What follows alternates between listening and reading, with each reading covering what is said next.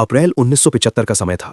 जियांगचंग number 1 textile factory और number 2 electromechanical factory के बीच एक फुल एनर्जी बास्केटबॉल मैच चल रहा होता है। मैच के बीच हमारी फीमेल लीड फेई थोड़ी लेट पहुंचती है। हाथ में एक बड़ा सा सेरेमोनियल फ्लैग होता है और तब तक उसकी फैक्ट्री की टीम पीछे चल रही होती है। लेकिन फेई बिल्कुल घबराती नहीं। वो तुरंत स्लोगन चिल्लाना शुरू करती है। हार न मानने और हिम्मत बनाए रखने वाली बातें बोलती है। उसकी आवाज और एनर्जी से ऑडियंस और प्लेयर्स दोनों जोश में आ जाते हैं। खासकर स्टार प्लेयर ये फैंग। उसको वहां देखकर मिस सू को अच्छा नहीं लगता है, जिसको देखकर हम समझ पाते हैं कि फेई का आना उनको अच्छा नहीं लगता है। वहीं दूसरी तरफ हम अपने मेन लीड मुयांग को देखते हैं, जो ट्रेन में बैठा एक ग्रैंड माँ और उनके पोते का स्केच बना रहा था। मुयांग काफी लंबे समय बाद जैनचैंग आ रहा था, क्योंकि उनकी फैक्ट्री की छुट्टियां चल रही थी। जब ये कपल मुयांग का स्केच देखता है तो उनको वो स्केच काफी पसंद आता है, तो वो मुयांग से अपनी भी एक स्केच बनाने के लिए कहते हैं और कहते हैं कि वो उसको इसके बदले एक ब्रेड देंगे। तो मुयांग उनका स्केच बनाने के लिए तैयार हो जाता है। वहीं इधर फेई की फैक्ट्री ये कंपटीशन जीत जाती है, तो फेई उस लड़के ये फैंग को कंपटीशन जीतने के लिए थैंक्स करने जाती है। तो उसको वहां देखकर मैडम सू वहां से फैंग लिन के साथ चली जाती हैं। उनके वहां से जाने के बाद ये फैंग फेई से पूछता है कि क्या आप भी हमारी फैक्ट्री में काम करती हैं? तो वो हाँ करती है और उसका थैंक करती है कि उसकी वजह से उनकी फैक्ट्री ये कंपटीशन जीत गई। वो कहता है कि नहीं, ऐसी कोई बात नहीं है, सबने ही इसके लिए मेहनत किया था। इधर मुयांग उस कपल का स्केच बनाकर उनको देता है, तो उनको वो काफी पसंद आता है, जिसके बदले वो लोग उसको एक ब्रेड देते हैं। तो मुयांग वो लेकर उसी ग्रैंडमा के पोते को दे देता है और अपना बनाया हुआ स्केच भी देता है, जिसको देखकर ग्रैंडपा मुयांग का थैंक्स करती हैं। वहीं बैठे ग्रैंडपा भी मुयांग को अपना स्केच बनाने के लिए कहते हैं, तो मुयांग स्माइल करते हुए उनका भी एक स्केच ड्रॉ करने लगता है। अगले सीन में वो ट्रेन से उतरकर अपने सारे कलीग्स का उनकी फैमिली के लिए भिजवाया हुआ सामान डिलीवर करने लगता है। ऐसे ही वो एक आंटी के घर जाता है और बताता है कि ये सामान उनके बेटे ने उनके लिए भिजवाया है। तो आंटी उसका थैंक्स करती है और कहती है कि बेटा, अभी फैक्ट्री की छुट्टियां चल रही हैं, तो तुम भी ये सारा सामान अपने कलीग के घर पहुंचाकर अपने घर चले जाना, अपने मॉम डैड से मिलने के लिए। जिनकी इस बात को सुनकर मुयांग सैड हो जाता है और वहां से चला जाता है। जबकि दूसरी तरफ फेई पब्लिसिटी डिवीजन की हेड सू के पास जाकर workers peace and soldier university के लिए अपना एप्लीकेशन सबमिट करती है। ये उसका चौथा साल होता है रेफरल मांगते हुए। पिछले 1 साल से उसने लीडरशिप को प्रूव करने के लिए हर कलेक्टिव एक्टिविटी में हिस्सा लिया होता है। लेकिन मैडम सू अब भी खुश नहीं होती। फैंगलिन के साथ मिलकर वो फेनी के थॉट रिपोर्ट को लाइन बाय लाइन चेक करती हैं और उस पर इल्जाम लगाती हैं कि वो लिमिडिटी जैसे मुश्किल शब्द यूज करके अपनी पढ़ाई दिखाना चाहती है, जबकि मासेस के साथ सिंपल लैंग्वेज में बात होनी चाहिए। फेई शांति से समझाने की कोशिश करती है कि अगर उसे और पढ़ने का मौका मिले तो वो और बेहतर काम कर पाएगी। लेकिन मैडम सू रिजेक्ट कर देती है और कहती है कि उसकी आइडियोलॉजिकल अवेयरनेस अभी काफी नहीं है और क्रिटिसिज्म को एक्सेप्ट करने का एटीट्यूड भी वीक है। दिल टूट चुकी फेई घर लौटती है तो उसकी मॉम उसको डिनर करने के लिए कहती है, तो वो उनको मना करके वहां से अपने कमरे में चली जाती है। जिसको देखकर उसकी मॉम डैड से पूछती है कि फेई को क्या हुआ है, वो तो आज यूनिवर्सिटी में अपना एडमिशन लेटर जमा करने गई थी। तो डैड उनसे कहते हैं कि लगता है इस बार भी उसका एप्लीकेशन रिजेक्ट हो गया है। उनकी ये सारी बातें पीछे से फेई भी सुन रही थी, तो वो उनसे कहती हैं कि मॉम डैड, मैं आप लोगों की बातें सुन सकती हूँ। जिसको देखकर फिर मॉम डैड चुप हो जाते हैं। रात में जब वो अपनी स्टडी कर रही थी तो वो यही सब बातें याद कर रही थी कि वो पिछले 3 सालों से यूनिवर्सिटी में एडमिशन के लिए ट्राई कर रही है, पर सब लोग उसको कोई ना कोई बहाना बनाकर उसको मना कर देते हैं। इधर मुयांग रात में रहने के लिए जियांगचैंग नंबर 2 गेस्ट हाउस में आता है। देन फिर हम उसको अपने बेड पर सोते हुए देखते हैं, पर उसको वहां नींद नहीं आती, तो वो अपने पास से एक स्केच को निकाल कर देखता है। देन फिर हमें उसके पास्ट को दिखाया जाता है, जहां हम छोटे मुयांग और फेई को देखते हैं। मुयांग फेई को एक स्केच देता है और उससे पैसे लेता है। तभी फेई उसके पेट से आवाज को सुनती है, तो वो उससे पूछती है कि तुमने खाना कब खाया था? तो मुयांग बताता है कुछ घंटे पहले। तो फेई उसको खाने के लिए पैसे देकर वहां से जाने लगती है। तो मुयांग उससे कहता है कि मैं जब फैक्ट्री से वापस आऊंगा तो इसे जरूर रीपे करूंगा। प्रेजेंट में मुयांग जब इन्हीं सब बातों को याद कर रहा था, तभी उसके पास एक पुलिस ऑफिसर आता है और उसको वहां से जाने के लिए कहते हैं। तो मुयांग वहां से चला जाता है। बाहर काफी ज्यादा बारिश हो रही थी, तो वो एक जगह देखकर वहां लेट जाता है। तभी एक लेडी चिल्लाते हुए आती है कि मिस्टर ल्यू का घर टूट गया है, जिसको सुनकर मुयांग जल्दी से उनको बचाने के लिए जाने लगता है। जब वो उनको बचाकर बाहर निकल ही रहा था, तभी उसके ऊपर एक बड़ी सी ट्री गिर जाती है। फिर सीन कट होता है और हम मॉर्निंग के सीन को देखते हैं, जहां फेई के डैड न्यूज़पेपर को पढ़ रहे थे। मॉम के पूछने पर उनको बताते हैं कि वो कल वाले लड़के के बारे में देख रहे हैं जिसने मिस्टर ल्यू की फैमिली की जान बचाई थी। तभी वहां फेई आती है और वो डैड से उनका न्यूज़पेपर मांगती है, तो मॉम डैड से न्यूज़पेपर को लेकर फेई को दे देती है। फेई उसमें एक न्यूज़ को देखकर कुछ सोचने लगती। दूसरी तरफ हम फैक्ट्री में मैडम सू और मिस्टर ल्यू की वाइफ को देखते हैं, जो मुयांग का केयर करने से मना कर देती हैं और कहती हैं कि मैं मानती हूं कि उस लड़के ने मेरी फैमिली की जान बचाई थी, पर आपको पता है कि मेरी फैमिली कंडीशन कैसी है, तो मैं उसकी लंबे समय तक देखभाल नहीं कर सकती हूं। तभी वहां फेई आती है और कहती है कि मैं उस नाइक का देखभाल करूंगी। जिसकी इस बात को सुनकर मैडम सू उसकी तारीफ करने लगती हैं और उसको अच्छे से मुयांग का देखभाल करने के लिए कहती हैं। फिर हम फेई को हॉस्पिटल में देखते हैं, जहां वो मुयांग को देखकर नर्स से उसका नाम पूछती है तो नर्स उसको मुयांग का नाम बताती है, जिसको सुनकर फेई अपने बचपन को याद करती है, जब मुयांग उसको परेशान किया करता था, जिसको याद करके वो वहां से जाने लगती है। फिर उसको न्यूज में लिखी बातें याद आती हैं तो वो वहीं रुक जाती है। देन फिर हम उसको मुयांग का देखभाल करते हुए देखते हैं। जब वो हॉस्पिटल से अपने घर आती है तो वहां उससे मिलने उसकी फ्रेंड लिन मेई आती है। फिर हम दोनों को बातें करते हुए देखते हैं, जहां मेई फेई से कहती है कि क्या हो अगर मुयांग कभी होश में ही ना आए तो। फेई उसको ऐसी बातें करने से मना करती है। फिर फेई डेली हॉस्पिटल जाकर मुयांग का देखभाल करने लगती है। ऐसे ही उसको मुयांग की केयर करते हुए 1 मंथ हो जाते हैं। इधर फैंगलिन और उसके बॉयफ्रेंड को बातें करते हुए देखते हैं, जहां उनकी बातों से हमें पता चलता है कि शायद उस दिन जो मुयांग के ऊपर ट्री गिरा था उसके पीछे इन्हीं दोनों का हाथ है। फैंगलिन अपने बॉयफ्रेंड को यूनिवर्सिटी में एडमिशन लेने के लिए कहती है, तो इसका बॉयफ्रेंड उससे कहता है कि मैं यूनिवर्सिटी में कैसे एडमिशन ले सकता हूं। तो फैंगलिन उससे कहती है कि अगर मुयांग कोमा से बाहर आ गया तो हमारे बारे में सबको बता देगा। इससे बचने के लिए हमें कुछ करना होगा। उसके चेहरे को देखकर हम समझ पाते हैं कि वो शायद कोई तो प्लान कर रही है। इधर फेई जब डेली की तरह मुयांग की केयर कर रही थी, तभी नर्स आकर उसको बताती है कि फेई मुयांग की गर्लफ्रेंड उससे मिलने हॉस्पिटल आई है और वो अभी डॉक्टर से उसके हालात के बारे में बात कर रही है। अगर मेरी मानो तो तुम उसकी गर्लफ्रेंड को मुयांग को वहां से लेकर जाने के लिए कह दो। तुम भी तो उसकी 1 महीने से केयर करते करते थक गई होगी। तभी वहां मुयांग की गर्लफ्रेंड लिंगी आती है। फिर हम दोनों को बातें करते हुए देखते हैं, जहां लिंगी फेई को मुयांग की केयर करने के लिए कहती है और बताती है कि वो कल अब्रॉड चली जाएगी। तो फेई उसकी बातों से एग्री करती है, क्योंकि वो भी ऐसा नहीं चाहती थी कि मुयांग को कोई यहां से ले जाए, वरना उसका एडमिशन यूनिवर्सिटी में नहीं होता। जब वो हॉस्पिटल में आती है तो वो नर्स से मुयांग को जल्दी कोमा से बाहर लाने के लिए कोई रास्ता पूछती है। तो नर्स उसको बताती है कि तुमको ज्यादा से ज्यादा उससे बातें करनी चाहिए, उसका फेवरेट बुक और सॉन्ग सुनाना चाहिए। नेक्स्ट सीन में हम फेई को रात में स्वेटर बुनते हुए देखते हैं। तभी उसकी मॉम उसके पास आती है और उसको अपना पुराना रेडियो देती है। फिर वो उसको रात में ज्यादा जागने से मना करके वहां से चली जाती है। नेक्स्ट मॉर्निंग फेई मुयांग को उसी रेडियो में उसकी फेवरेट सॉन्ग सुनाती है और बातें करती है।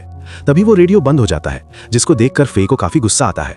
फिर वो मुयांग की डायरी को पढ़कर सुनाने लगती है। तभी वहां नर्स मुयांग का टेम्परेचर चेक करने आती है, तो फिर फेई को चेक करने के लिए कहकर चली जाती है। नेक्स्ट सीन में फेई जब फैक्ट्री में अपना काम कर रही थी, तभी एक कलीग आकर उसको बताती है कि फेई यूनिवर्सिटी में एडमिशन के लिए कैंडिडेट चूज कर लिया गया है, जिसको जानकर फेई जल्दी से नोटिस बोर्ड पर चेक करती है, जिसमें उसका नाम नहीं होता है। ये देखकर वो काफी हैरान होती है। तभी वो मैडम सू को फेंगहिन के साथ वहां से जाते हुए देखती है, तो वो दौड़कर उनके पास जाती है और कहती है कि मैडम सू, अभी सेमेस्टर स्टार्ट होने में तो टाइम था, फिर इतना जल्दी सेमेस्टर स्टार्ट कैसे हो गया है। तो मैडम सू उससे कहती है कि मुझे भी ऐसा ही लग रहा था, पर फेंगलिन ने सही कहा था कि इंपॉर्टेंट काम के लिए हमें पहले से ही तैयारी कर लेनी चाहिए, और तुम टेंशन मत लो, फ्यूचर में तुमको बहुत सारे मौके मिलेंगे। जिनकी ये बात सुनकर फेई की आंखों में आंसू आ जाते हैं। नेक्स्ट सीन में वो मुयांग के पास बैठकर काफी रोती है और उससे कहती है कि तुमको पता है, मुझे लिखना और किताबें पढ़ना काफी पसंद है। मुझे कोई नहीं समझता है। मेरे मॉम, डैड और भाई को भी लगता है कि फैक्ट्री में काम करना और यूनिवर्सिटी जाना में कोई डिफरेंट नहीं है, पर मैं ऐसे नहीं जीना चाहती हूँ। मैं तुमसे हाथ जोड़कर प्रार्थना करती हूँ कि प्लीज तुम जाग जाओ, और काफी रोने लगती है। तभी मुयांग जाग जाता है और उससे कहता है कि तुम रो क्यों रही हो। तो वो उससे कहती है कि मुयांग, तुम जाग गए। तो वो उससे पूछता है कि तुम कौन हो। तो फेई उसको अपना नाम बताती है। देन फिर डॉक्टर मुयांग को चेक करते हैं और बताते हैं कि बाकी चीजें सिटी स्कैन होने के बाद ही हमें पता चलेगा। थोड़ी देर बाद डॉक्टर मुयांग का रिपोर्ट देखकर बताते हैं कि मुयांग की याददाश्त चली गई है। तो फेई उसको सारी बातें याद दिलाने की कोशिश करती है, पर वो किसी को भी पहचान नहीं पाता है। नेक्स्ट सीन में मैडम सू फेंगलिन के साथ हॉस्पिटल में मुयांग से मिलने आती है। मिस लियू मुयांग से पूछती हैं कि क्या तुम मुझे पहचान रहे हो, तुमने ही हमारी फैमिली की जान बचाई थी। तो वो उनको पहचानने से मना करता है। फिर मैडम सू हॉस्पिटल से जाते टाइम फेई से मुयांग का अच्छे से केयर करने के लिए कहती हैं और प्रॉमिस करती हैं कि अगर मुयांग की याददाश्त वापस आ गई तो वो उसका एडमिशन यूनिवर्सिटी में कराने के लिए बात करेंगी, और वहां से चली जाती हैं। उनके जाने के बाद फेई मुयांग की याददाश्त वापस लाने में लग जाती है। वो हर तरीके से उसकी याददाश्त वापस लाने की कोशिश करती है, पर इसका कोई फायदा नहीं होता। एक दिन लिन मेई, फेई और मुयांग जब हॉस्पिटल के पार्क में बैठे होते हैं, तो लिन मेई फेई से कहती है कि अगर मुयांग की याददाश्त वापस नहीं आई तो तुम क्या करोगी। जिसकी इस बात को सुनकर फेई तो उससे कहती है कि यही बात सब लोग पहले भी कह रहे थे कि वो नहीं चलेगा, पर मैं हार नहीं मानूंगी। और उससे कहती है कि एक इंसान है जिसको देखकर शायद मुयांग की याददाश्त वापस आ जाए। फिर नेक्स्ट सीन में देखते हैं कि मुयांग से मिलने उसकी सिस्टर फंग मूजिंग और लिंग ही आती हैं, जिनको देखकर मुयांग उनको इग्नोर करके बालकनी के पास चला जाता है। तो उसको ऐसे देखकर फेई सैड होती है। नेक्स्ट सीन में मूजिंग जब मुयांग को रिहेबिलिटेशन सेंटर छुड़ाने की बात कहती है तो सब लोग हैरान हो जाती है। फिर लिंग ही उसे ऐसा करने से मना करती है। तो मूजिंग उससे कहती है कि ठीक है, तो क्या तुम उसकी केयर करोगी। उसने तो तुमको अपना यूनिवर्सिटी एडमिशन लेटर भी दिया था, तो क्या तुम अब्रॉड ना जाकर यहीं उसकी केयर करोगी। जिसका फिर लिंग ही कोई जवाब नहीं देती है। तो मूजिंग उससे कहती है, इसी वजह से मैं उसको रिहेबिलिटेशन सेंटर भेज रही हूँ, कल मैं हॉस्पिटल आकर सारी फॉर्मेलिटीज पूरी कर दूंगी। नेक्स्ट सीन में हम मिस चैन को क्लीनिंग करते हुए देखते हैं। तभी वहां फेई आती है, तो वो उनकी क्लीनिंग करने में हेल्प करती है। बाद में फेई मिस चैन से कहती है कि अगर आपने हमें पढ़ने और यूनिवर्सिटी जाने के लिए एनकरेज नहीं किया होता तो आज मैं यूनिवर्सिटी जाने के बारे में नहीं सोचती। अगर आपने उसी समय बता दिया होता कि यूनिवर्सिटी में जाना किस्मत की बात है तो मैं कभी भी राइटर बनने के बारे में नहीं सोचती। उसकी इस बात को सुनकर मिस चैन उसे कहती है कि मुझे नहीं पता है कि उस समय मैंने तुमको जो बताया था वो सही है या गलत, क्योंकि दुनिया काफी तेजी से आगे बढ़ रही है। तो फेई उनसे कहती है कि चाहे कुछ भी हो जाए, पर आपने मुझे हमेशा इसके लिए मोटिवेट किया है, इसीलिए आप अपने को स्ट्रांग रखिए। जिसको सुनकर मिस चैन स्माइल करती हैं। फिर हम रात में रिकवरी प्लान बनाते हुए देखते हैं। जब वो ये बना रही थी तभी उसकी मॉम उसको सोने के लिए कहती है, तो वो मॉम को जाकर सोने के लिए कहती है। फिर वो अपने जमा किए हुए पैसों को देखती है और सोचती है कि इनमें से मैं किसी को नहीं ले सकती हूँ, क्योंकि ये सारे पैसे मॉम, डैड और भाई के खर्चे के लिए है। तो क्या मैडम सू से कुछ पैसे उधार ले लो? नहीं, अगर ये बात बाद में फैक्ट्री में फैल गई तो मेरा यूनिवर्सिटी एडमिशन भी रिजेक्ट हो जाएगा। इन सभी बातों को सोचकर वो और परेशान हो जाती है। फिर वो अपने यूनिवर्सिटी फंड को देखकर सोचती है कि अगर मैंने मुयांग की केयर नहीं की तो उसकी बहन उसको यहाँ से लेके चली जाएगी, जिसके बाद मैं कभी भी यूनिवर्सिटी में नहीं जा पाऊंगी।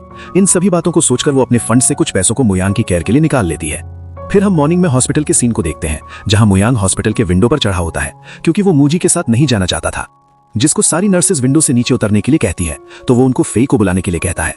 जिसको सुनकर एक नर्स उस पर गुस्सा करने लगती है और कहती है, फेई क्या तुमको बस यही आता है क्या? फेई तुमसे प्यार करती है? तो वो उनको फिर फेई को बुलाने के लिए कहता है। तभी फेई उनकी आवाज सुनकर दौड़कर वहां आती है, तो वो उसको विंडो पर देखकर परेशान होते हुए नीचे आने के लिए कहती है और पूछती है कि तुम यहाँ क्यों चढ़े हो?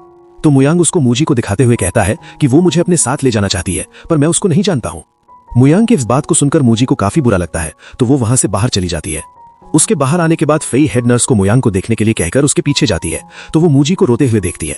फेई उसके पास जाकर उसको अपना रिकवरी प्लान दिखाती है और बताती है कि डॉक्टर ने कहा था कि मुयांग को बस मेमोरी लॉस हुआ है, उसकी कॉग्निटिव एबिलिटी ठीक है, इसीलिए मैं उसको बेसिक लाइफ स्किल सिखाऊंगी। अगर इसके बीच उसकी मेमोरी वापस आ गई तो ठीक है, वरना फिर भी वो अपनी लाइफ अच्छे से जी सकेगा, इसीलिए तुम उसको रिहैबिलिटेशन सेंटर नहीं भेज सकती। इसकी बात को सुनकर मुजिंग उससे कहती है कि क्या तुम भी मेरे बारे में वही सोचती हो जो बाकी सारी नर्सेस सोचती हैं कि मैं कोल्ड ब्लडेड हूं? उसकी इस बात को सुनकर फेई उससे कहती है कि नहीं, बल्कि मैं तुमको एडमायर करती हूं। इस दुनिया में किसी को भी हक नहीं है कि वो अपने लिए किसी का सैक्रिफाइस मांगे, चाहे वो तुम्हारा भाई ही क्यों ना हो। तो मुजिंग उससे कहती है, फिर तुम क्यों उसका देखभाल कर रही हो? मेरे भाई ने तो कभी ऐसा कुछ नहीं किया है जिससे उस पर प्राउड फील किया जा सके, और अब वो यहाँ है। तो फेई उससे कहती है कि ये मेरी कोई सैक्रिफाइस नहीं है, इसीलिए आप टेंशन मत लीजिए, मैं उसका अच्छे से टेक केयर करूंगी। फिर नेक्स्ट सीन में हम मुजिंग को जियांग से जाते हुए देखते हैं। जब वो ट्रेन में अपने सीट के पास आती है तो उसके सीट पर एक पर्सन बैठा होता है, तो वो उसको अपनी सीट से हटने के लिए कहती है। जिसको सुनकर वो आदमी मुजिंग से कहता है कि जो पहले आया था ये सीट उसकी है। तो मुजिंग उसको अपना टिकट दिखाती है, जिसको वो आदमी लेकर ट्रेन से बाहर भेज देता है। उसकी ऐसी हरकत को देखकर मुजिंग उस आदमी पर गुस्सा करने लगती है और उसे खींचकर सीट से नीचे गिरा देती है और उसके ऊपर काफी चिल्लाने लगती है। तभी वो बेहोश हो जाती है। उसको बेहोश देखकर वो आदमी वहां से भाग जाता है। वहीं पर हम अपने सेकंड मेन लीड क्यू हुआ को देखते हैं, जो प्रोफेशन से एक डॉक्टर होता है। जब वो मुजिंग को बेहोश देखता है तो वो उसके पास आकर उसको चेक करने लगता है। अगले सीन में हम मुजिंग को हुआ की सीट पर देखते हैं। जब उसको होश आता है तो वो खुद को वहां देखकर हैरान होती है। तभी हुआ उसको होश में देखकर बताता है कि मैं एक डॉक्टर हूं, तुम्हारा ब्लड शुगर लो हो गया था, इसीलिए तुम बेहोश हो गई थी। वैसे जब मैं तुमको यहाँ ला रहा था तब मैंने तुम्हारे बैग में मैथ की बुक देखी, तो क्या तुम मैथ पढ़ाती हो? इस सवाल का वो कोई जवाब नहीं देती है। तो हुआ उसको एक बिस्किट का पैकेट देकर वहां से चला जाता है। उसके जाने के बाद मुजिंग अपने बुक से एक फोटो को निकालकर देखने लगती है। फिर हम उसके पास्ट के दिनों को देखते हैं, जहां वो डायरेक्टर वू को अपने फैमिली के साथ की सारी फोटो देती है और कहती है कि डायरेक्टर, मैंने डिसाइड कर लिया है कि मैं अपने फैमिली के साथ सारे रिलेशन को तोड़ दूंगी। अब से मेरी पूरी लाइफ सिर्फ जियांग संग मैथ के लिए है। फिर हम उसको अपने हाथ में एक फैमिली फोटो देखते हैं, जिसमें से वो अपनी फोटो को फाड़ देती है। प्रेजेंट में वो इन सब बातों को याद करके काफी सैड होती है। वहीं दूसरी तरफ हम फेई को मुयांग को स्टडी कराते हुए देखते हैं। फिर वो मुयांग को बताती है कि जब मैं तुम्हारे सिस्टर को स्टेशन छुड़ाने गई थी तो उन्होंने मुझे तुम्हारे लिए कुछ पैसे दिए थे, इसीलिए अगर तुमको कुछ भी खाने का मन करे तो तुम मुझको बता देना, मैं वो चीज तुम्हारे लिए ले आऊंगी। जिसके लिए मुयांग रेडी हो जाता है। फिर फेई मुयांग को डेली लाइफ की सारी चीजों को करना सिखाती है, जैसे शू लेस बांधना, ब्रश करना और कपड़ों को फोल्ड करके रखना। जिसके बदले वो फेई से डेली काफी सारी टेस्टी चीजों को खाने के लिए लाने को कहता है, तो वो उसको वो सारी चीजें लाकर दिया करती थी। ऐसे ही एक दिन वो फेई को अपने लिए रेड वाइन लाने को कहता है, तो फेई देखती है कि उसके पास वाइन लाने के लिए उतने पैसे नहीं है, तो वो लेट नाइट तक स्वेटर बुनती है ताकि वो मुयांग के लिए रेड वाइन खरीद सके। नेक्स्ट मॉर्निंग जब वो वाइन को खरीदने जाती है तो उसकी प्राइस को देखकर वहां से वापस चली जाती है और घर पर ही मुयांग के लिए वाइन बनाती है। नेक्स्ट सीन में जब वो उस वाइन को मुयांग को पीने के लिए देती है तो उसको वाइन का टेस्ट थोड़ा अजीब लगता है, लेकिन फिर भी वो उसे पीने लगता है और फेई को अपने लिए डांस करने को कहता है। तो बेचारी फेई को ना चाहते हुए भी उसके लिए डांस करना पड़ता है, जिसको देखकर मुयांग काफी एंजॉय करता है और अब उसको फेई के साथ टाइम स्पेंड करना अच्छा लगता था। जिससे हम व्यूअर्स तो समझ ही जाते हैं कि मुयांग के दिल में फेई के लिए फीलिंग डेवलप होने लगा है। इसीलिए जब फेई फैक्ट्री जाने लगती है तो वो उसको बहाने करके रोकता है। तो फेई उससे बताती है कि तुम पर मेरा कर्ज है। फिर हमें उनके 6 साल पहले के स्कूल टाइम को दिखाया जाता है, जहां मुयांग फेई से कुछ पैसे उधार मांगता है और प्रॉमिस करता है कि वो ये पैसे उसे जल्दी ही वापस कर देगा और उनको एक प्लेस पर बुलाता है। फेई जब वहां जाती है तो काफी टाइम होने के बाद भी मुयांग वहां नहीं आता है। प्रेजेंट में उसकी इस बात को सुनकर मुयांग उससे कहता है कि पर मुझे तो इसके बारे में कुछ भी याद नहीं है। तो फेई कहती है कोई बात नहीं, जब तुम्हारी याददाश्त वापस आएगी तब दे देना, और उसके शर्ट को देखती है जिसको उसने धोने में फाड़ दिया था। शर्ट को फटा हुआ देखकर फेई उस पर गुस्सा करने लगती है। फिर घर जाकर वो अपने डैड के शर्ट से मुयांग के लिए एक शर्ट बनाने लगती है, जिसको सिलाने में उसको काफी रात हो जाती है। नेक्स्ट मॉर्निंग जब वो उस शर्ट को मुयांग को पहनाती है जो उसे काफी पसंद आता है, उस शर्ट को देखकर मुयांग उसकी तारीफ करता है तो फेई उससे 2 युआन मांगती है, जिसको सुनकर जल्दी से वो उस शर्ट को निकालने लगता है। तो फेई उसको ऐसा करने से मना करती है और उसको नोटबुक देकर स्केच ड्रॉ करने के लिए कहती है। तो मुयांग उससे कहता है कि ठीक है, तो तुम बैल्कनी के पास खड़ी हो जाओ। तो वो ऐसा ही करती है। फिर मुयांग काफी प्यार से फेई को देखते हुए उसका स्केच ड्रॉ करने लगता है। स्केच कंप्लीट होने के बाद वो उसे फेई को दिखाता है, जो स्केच उसको काफी अच्छी लगती है। फिर नेक्स्ट सीन में हम फेई को खेत में काम करते हुए देखते हैं। जब वो खेत में काम ही कर रहा था तभी उसको एक लड़का बताता है कि टिंग तुम्हारे पार्टनर का कॉल आया है, तो जाओ तुम उससे बात कर लो। तो फिर टिंग वहां से उससे बात करने आता है। जब वो कॉल पिक करता है तो वो उस पर गुस्सा करने लगती है और कहती है कि क्या तुम वापस आना नहीं चाहते? हमारी शादी होने वाली है, तो क्या तुमने कभी हमारे बारे में नहीं सोचा था? उसकी इन सभी बातों को सुनकर टिंग शादी करने से मना करके कॉल को कट कर देता है। सो हमारा ये एपिसोड इस तरह स्टार्ट होता है कि हम माई को अपने क्लासमेट के साथ ये फैंग को बास्केटबॉल खेलते हुए देख रही थी, तभी बॉल आकर माई को लग जाती है, जिसको देखकर ये फैंग उनके पास आता है और पूछता है कि क्या तुम ठीक हो? चलो मैं तुमको हॉस्पिटल ले चलता हूँ। दूसरी तरफ फेई मुयांग से कहती है कि मुझे लगता है कि तुम प्रोडक्शन टीम में आने के बाद पागल हो गए हो। आखिर तुमने अपनी जगह लिंगी को यूनिवर्सिटी कैसे जाने दिया? अगर मैं तुम्हारी जगह होती तो ऐसा कभी नहीं करती। तो मुयांग उससे कहता है कि क्या तुम मेरा प्लेस ले सकती हो? तो फेई उससे पूछती है कि क्या तुमको लिंगी याद है, वो तुम्हारी गर्लफ्रेंड है? तभी वो सामने से लिंगी को ये फैंग के साथ आते हुए देखती है। ये फैंग फेई को वहां देखकर उससे पूछता है कि क्या कोइंसिडेंस है, तुम भी यहाँ मेरा बास्केटबॉल गेम देखने आई हो? उन दोनों को ऐसे बातें करते हुए देखकर लिंगी ये फैंग से पूछती है कि क्या तुम दोनों एक दूसरे को पहले से जानते हो? तो वो हाँ करता है और बताता है कि हम दोनों एक ही फैक्ट्री में काम करते हैं, मैं फैक्ट्री के बास्केटबॉल टीम का कैप्टन हूँ। देन फिर वो मुयांग को देखकर फेई से उसके बारे में पूछता है। तो फेई उसको बताती है कि ये वही हीरो है जिसने लोगों की जान बचाई थी, जिसको जानकर ये फैंग मुयांग को देखकर उसकी तारीफ करने लगता है। तो फेई उसको वहां से जाने के लिए कहती है, तो वो वहां से चला जाता है। उसके जाने के बाद हम फेई और लिंगी को साइड में बातें करते हुए देखते हैं, जहां लिंगी मुयांग को देखकर फेई से कहती है कि इसको ऐसे देखकर लगता ही नहीं है कि इसकी मेमोरी लॉस हुई है।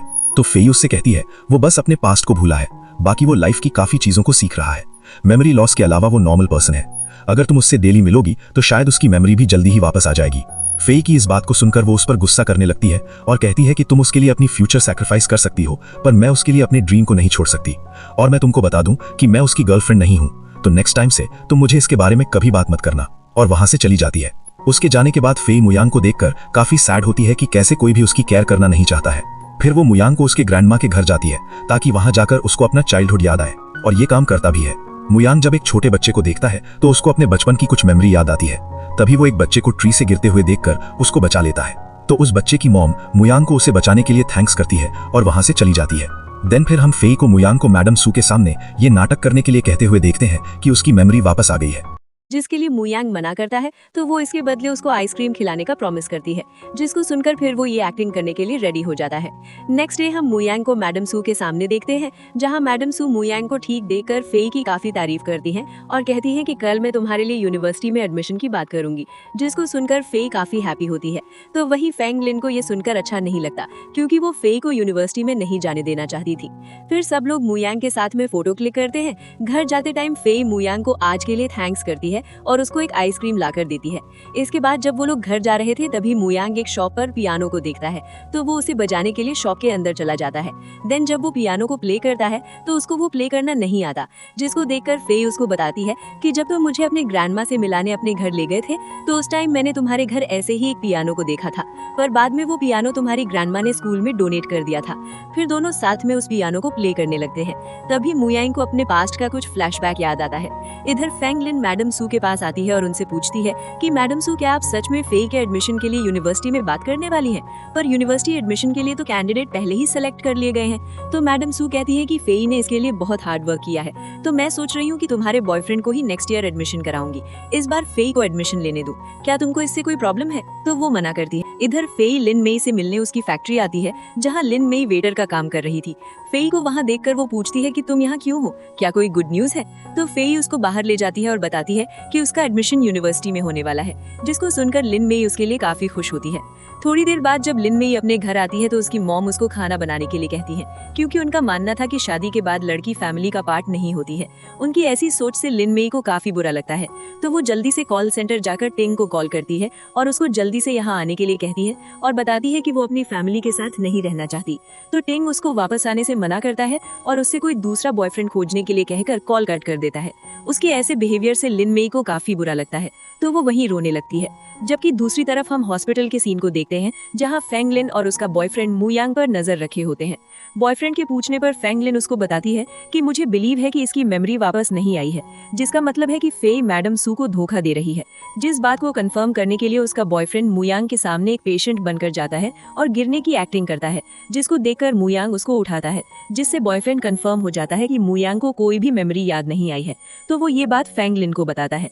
तो फेंग लिन ये बात जाकर मैडम सू को बताती है और मू यांग की रिकवरी रिपोर्ट दिखाती है, जिसके अकॉर्डिंग मू यांग की अभी पूरी मेमोरी वापस नहीं आई है, जिसको देखकर मैडम सू फेई को मिलने के लिए बुलाने को कहती है। नेक्स्ट सीन में हम फेई को मैडम सू के सामने देखते हैं, जहां मैडम सू उससे पूछती है कि फेई सच बताना, क्या रियल में मू यांग की मेमोरी वापस आई है? जिनकी इस बात को सुनकर फेई हैरान हो जाती है। तो मैडम सू उससे कहती हैं कि अगर फेंग लिन ने मुझे ये सब नहीं बताया होता तो तुम मुझे ये बात कभी नहीं बताती।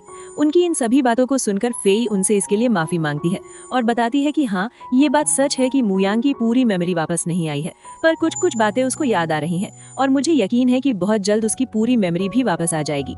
जिसकी इस बात को सुनकर मैडम सू फेई को यूनिवर्सिटी में एडमिशन के लिए मना कर देती है, जिसको सुनकर फेई को काफी बुरा लगता है, तो वो वहाँ से चली जाती है। नेक्स्ट सीन में वो रिवर के पास बैठकर फेंग लिन की कही गई बातों को याद करती है और हमें उसे फ्लैशबैक को दिखाया जाता है, जहां फेंग लिन फेई से कहती है कि इतना इंटेलिजेंट होने का क्या फायदा, अब तुम्हारी जगह मेरा बॉयफ्रेंड यूनिवर्सिटी में जाएगा, और उसको धमकी देते हुए कहती है कि क्या होगा अगर ये बात पूरी फैक्ट्री में फैल गई तो तुम कभी भी यूनिवर्सिटी नहीं जा पाओगी, और उसकी काफी बेइज्जती करती है। प्रेजेंट में फेई इन सभी बातों को याद करके बहुत सैड होती है। वहीं दूसरी तरफ हम मू यांग को देखते हैं। नर्स उसको बताती है कि अब तुम यहाँ से जा सकते हो ताकि हम ये बेड दूसरे पेशेंट को दे सकें, तो मू यांग वहाँ से चला जाता है। जबकि इधर फेई मिस चैन से कहती है कि अब मैं क्या करूं, इतने सालों से मैं बस कॉलेज जाना चाहती थी, पर अब वो रास्ता भी बंद हो गया है, और बहुत रोने लगती है। नेक्स्ट सीन में हम फेई को किसी प्लेस पर किसी का वेट करते हुए देखते हैं। तभी वो लिन मी को उसके ब्लाइंड डेट वाले पर्सन के साथ देख लेती है। फेई को देखकर वो ब्लाइंड डेट वाला वहाँ से चला जाता है। फिर हम दोनों बातें करते हुए देखते हैं, जहाँ लिन मेई फेई को अपने और टिंग के बारे में बताती है और ये भी कि उसकी फैमिली उसको शादी के लिए फोर्स कर रही है। तो फेई उसको रोने से मना करती है और कहती है कि मैं इसके बारे में टिंग से बात करूंगी, वो तुम्हारे साथ ऐसा नहीं कर सकता है। रात में जब फेई अपने कमरे में होती है तो याद करती है कि कैसे उसका भाई उसकी सभी छोटी छोटी बातों का ख्याल रखता था। वो इन सभी बातों को याद करके खुद से कहती है कि टिंग, तुमने मेरे लिए अपनी सारी खुशियों को सैक्रिफाइस कर दिया, पर इस बार तुमको मेरा विश पूरा करना ही होगा। अगले दिन वो लिन मेई को मिलने के लिए बुलाती है और उससे कहती है कि लिन मेई, क्या तुम मुझे कुछ टाइम दे सकती हो? मैं तुमसे प्रॉमिस करती हूँ कि तुम ही मेरी सिस्टर इन लॉ बनोगी। तो लिन मेई उसको बताती है कि मैं कभी भी दूसरा बॉयफ्रेंड बनाने के बारे में नहीं सोची थी, वो तो मेरी फैमिली मुझे ब्लाइंड डेट्स के लिए फोर्स कर रहे थे, इसलिए मैं वहां चली गई थी। नेक्स्ट सीन में फेई जब घर आती है तो वो मॉम डैड से कहती है कि मॉम डैड मैं वापस आ गई हूँ, और उनसे पूछती है कि क्या किसी ने आज मेरे लिए कोई ब्लाइंड डेट अरेंज किया था।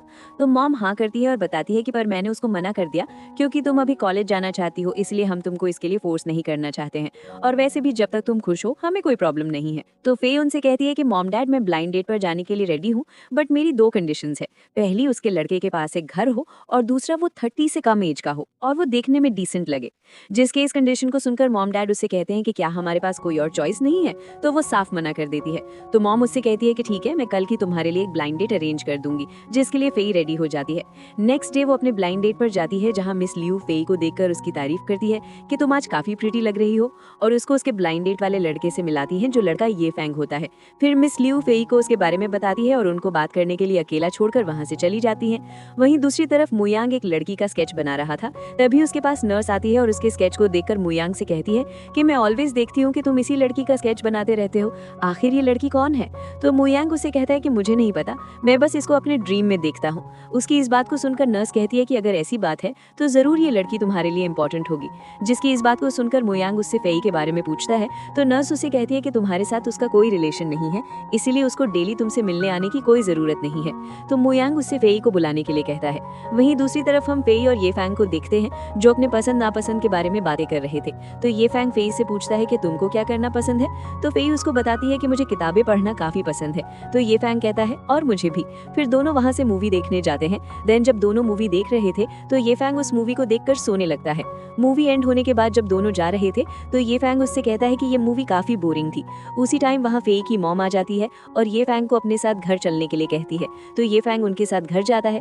ये फैंग को वहाँ देखकर सब लोग उसके बारे में बातें करने लगते हैं। घर जाकर मॉम उसको फेई के डैड से मिलाती है। जब वे लोग आपस में बातें कर रहे थे तभी वहाँ फेई के कमरे से मुयांग निकलता है और फेई से जाकर बातें करने लगता है, जिसको देखकर ये फैंग के साथ फेई की मॉम भी शॉक्ड होती है।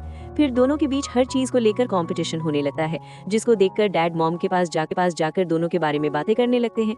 मॉम डैड को ये फैंग और मुयांग के बारे में बातें करते हुए सुनकर फेई जल्दी से मुयांग के पास जाती है और उसको वहां से लेकर बाहर जाती है। बाहर आने के बाद वो मुयांग से पूछती है कि तुमको मेरे घर का एड्रेस कैसे पता चला। तो मुयांग उसको बताता है कि मैंने इसके बारे में नर्स झाओ से पूछा था। तुम मुझसे मिलने 5 दिनों से हॉस्पिटल नहीं आ रही थी, बताओ तुम मुझसे मिलने क्यों नहीं आ रही थी। तो फेई उसकी बातों का कोई आंसर ना देते हुए उसको डांटने लगती है कि मैंने तुमको क्लॉथ वॉश करना सिखाया था, फिर भी तुम्हारी शर्ट इतनी डर्टी क्यों है। तभी वो उसका शूलेस खुला देखती है तो उसे बांधने लगती है, जिनको ऐसे बातें करते हुए ये फैंग लिन भी देख रही थी। फेई मुयांग को वहां से जाने के लिए कहती है तो मुयांग उससे कहता है कि तुम मुझसे इसलिए मिलने नहीं आई क्योंकि तुम अपने ब्लाइंड डेट वाले के साथ मूवी देखने गई थी। जिसकी इस बात को सुनकर फेई हैरान होती है और पूछती है कि तुमको इन सब के बारे में कैसे पता चला। तो वो बताता है कि मैं तुमको ढूंढने तुम्हारी फैक्ट्री गया था तो वहीं से पता चला। तो फेई उसको अभी यहाँ से जाने के लिए कहती है। तो मुयांग उसको पहले वहां से जाने के लिए कहता है। तो फेई वहां से अपने घर के अंदर चली जाती है। फिर फेई डिनर के बाद ये फैंग को छोड़ने जा रही थी तो ये फैंग उससे पूछता है कि तुम हमारे रिश्ते के बारे में क्या सोचती हो। तो फेई उसको अपने फैमिली बैकग्राउंड के बारे में बताती है कि मेरा एक बड़ा भाई है और वो कंट्री साइड रहता है। उसने मेरे लिए बहुत कुछ किया है तो मैं भी उसके लिए कुछ करना चाहती हूँ। मेरी फैमिली बैकग्राउंड तुमसे काफी अलग है। फिर तुमको क्या लगता है कि तुम्हारी मॉम मैडम शू इसके लिए मानेंगी। तो ये फैंग उससे कहता है कि मेरी मॉम मेरी बात मानती है तो मैं उनसे इसके बारे में बात करूंगा और वहां से चला जाता है। वहीं दूसरी तरफ हम मैडम शू को न्यूज़पेपर पढ़ते हुए देखते हैं, जहां वो ये फैंग के बास्केटबॉल कंपटीशन के बारे में पढ़कर बहुत खुश होती है और रिपोर्टर के नाम की जगह फैंग लिन का नाम देखती है। तभी वहां ये फैंग आता है तो वो उसे भी न्यूज़पेपर दिखाती है और उससे कहती है कि जिस रिपोर्टर ने इसको लिखा है जरूर ये काफी एजुकेटेड होगी। तो वो उनसे कहता है कि ये बस एक फैक्ट है। फिर वो उनसे पूछता है कि मॉम अगर मैं मैरिज करूं और मेरी वाइफ जॉबलेस हो तो क्या आप उसे एक्सेप्ट करेंगी। तो मैडम शू डायरेक्ट मना कर देती है और पूछती है कि क्या तुम्हारी कोई गर्लफ्रेंड है। तो वो मना करता है और कहता है कि अगर वो लड़की आपकी कलीग फेई की तरह हो। तो मैडम शू उसकी इस बात को सुनकर उस पर गुस्सा करने लगती है और कहती है कि मैं फैक्ट्री की मैनेजर हूँ और मैं अपनी ही एम्प्लॉय के साथ तुम्हारी शादी कभी नहीं करूंगी। नेक्स्ट डे फेई जब फैक्ट्री जा रही थी तो ये फैंग उसके पास आता है और उसको अपने साथ मूवी देखने चलने के लिए कहता है, जिसके साथ जाने के लिए फेई मान जाती है। जब वे लोग वहां से जाने वाले थे तभी उसके पास मुयांग अपनी शर्ट की टूटी बटन को लेकर आता है और उसे फेई को लगाने के लिए कहता है। तो ये फैंग उससे कहता है कि ये चीज तो तुमको नर्सेज भी सिखा सकती थी। तो फेई मुयांग को वहां से हॉस्पिटल जाने के लिए कहती है। तो मुयांग उनके साथ मूवी देखने जाने की बात कहता है, जिसके लिए ये फैंग मना करता है। तो वो हॉस्पिटल का रास्ता भूलने की एक्टिंग करने लगता है। थोड़ी देर बाद हम मुयांग और ये फैंग को एक ही साइकिल से जाते हुए देखते हैं, जहाँ मुयांग ये फैंग को साइकिल तेज चलाने के लिए कहता है। तो हमारा ये एपिसोड इस तरह स्टार्ट होता है कि हमें मुयांग, फेई और ये फैंग को साथ में मूवी देखते हुए दिखाया जाता है, जहां मुयांग ये फैंग और फेई के बीच में बैठा हुआ था। कहाँ बेचारा ये फैंग फेई के साथ अकेले मूवी देखने आना चाहता था, पर यहाँ तो उसे साथ में आना तो दूर, उसको साथ में बैठने को भी नहीं मिलता है। जिस बात से परेशान होकर ये फैंग मुयांग से सीट को एक्सचेंज करने के लिए कहता है, जिसके लिए ऑफकोर्स मुयांग मना कर देता है। जब वो दोनों इस बात को लेकर आर्ग्यूमेंट कर ही रहे थे, उनकी वजह से वहाँ के लोगों को भी परेशानी होती है, जिससे सब लोग उनको देखने लगते हैं, जिसको देखकर फेई मुयांग के साथ सीट को एक्सचेंज कर लेती है।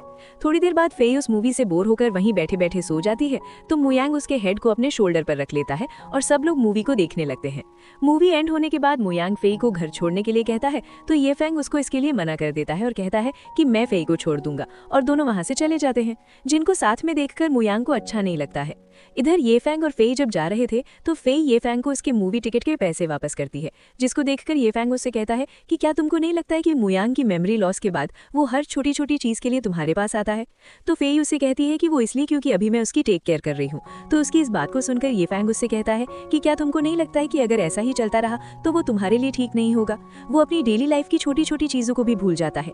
मुझे लगता है कि तुमको इससे दूर रहना चाहिए और तुम हमारे रिश्ते के बारे में सोचो। जिसके लिए फेई यस करती है तो ये फैंग वहां से चला जाता है। रात में फेई जब फैक्ट्री से वापस आ रही थी तो वो इन्हीं सब बातों के बारे में सोच रही थी। नेक्स्ट सीन में हमें मूजिंग के यूनिवर्सिटी के सीन को दिखाया जाता है, जहां डायरेक्टर वो मूजिंग को बताते हैं कि काफी सोचने और समझने के बाद हमने डिसाइड किया है कि तुम अभी इस प्रोजेक्ट के लिए सूटेबल नहीं हो, क्योंकि ये प्रोजेक्ट बहुत कॉन्फिडेंशियल है। उनकी इस बात को सुनकर मूजिंग को बहुत बहुत बुरा लगता है। तो जब वो वहां से जा रही थी तभी छू हुआ उससे मैथ डिपार्टमेंट का रास्ता पूछता है और उसको देखकर कहता है कि अरे ये तुम हो क्या, तुमको मैं याद हूँ। तो मूजिंग उसको मना करके वहां से चली जाती है। जबकि दूसरी तरफ फेई मुयांग से मिलने हॉस्पिटल आती है, जहाँ मुयांग एक ग्रैंडपा पेशेंट का स्केच बनाते रहता है और फेई को वहां देखकर उससे पूछता है कि तुम आ गई।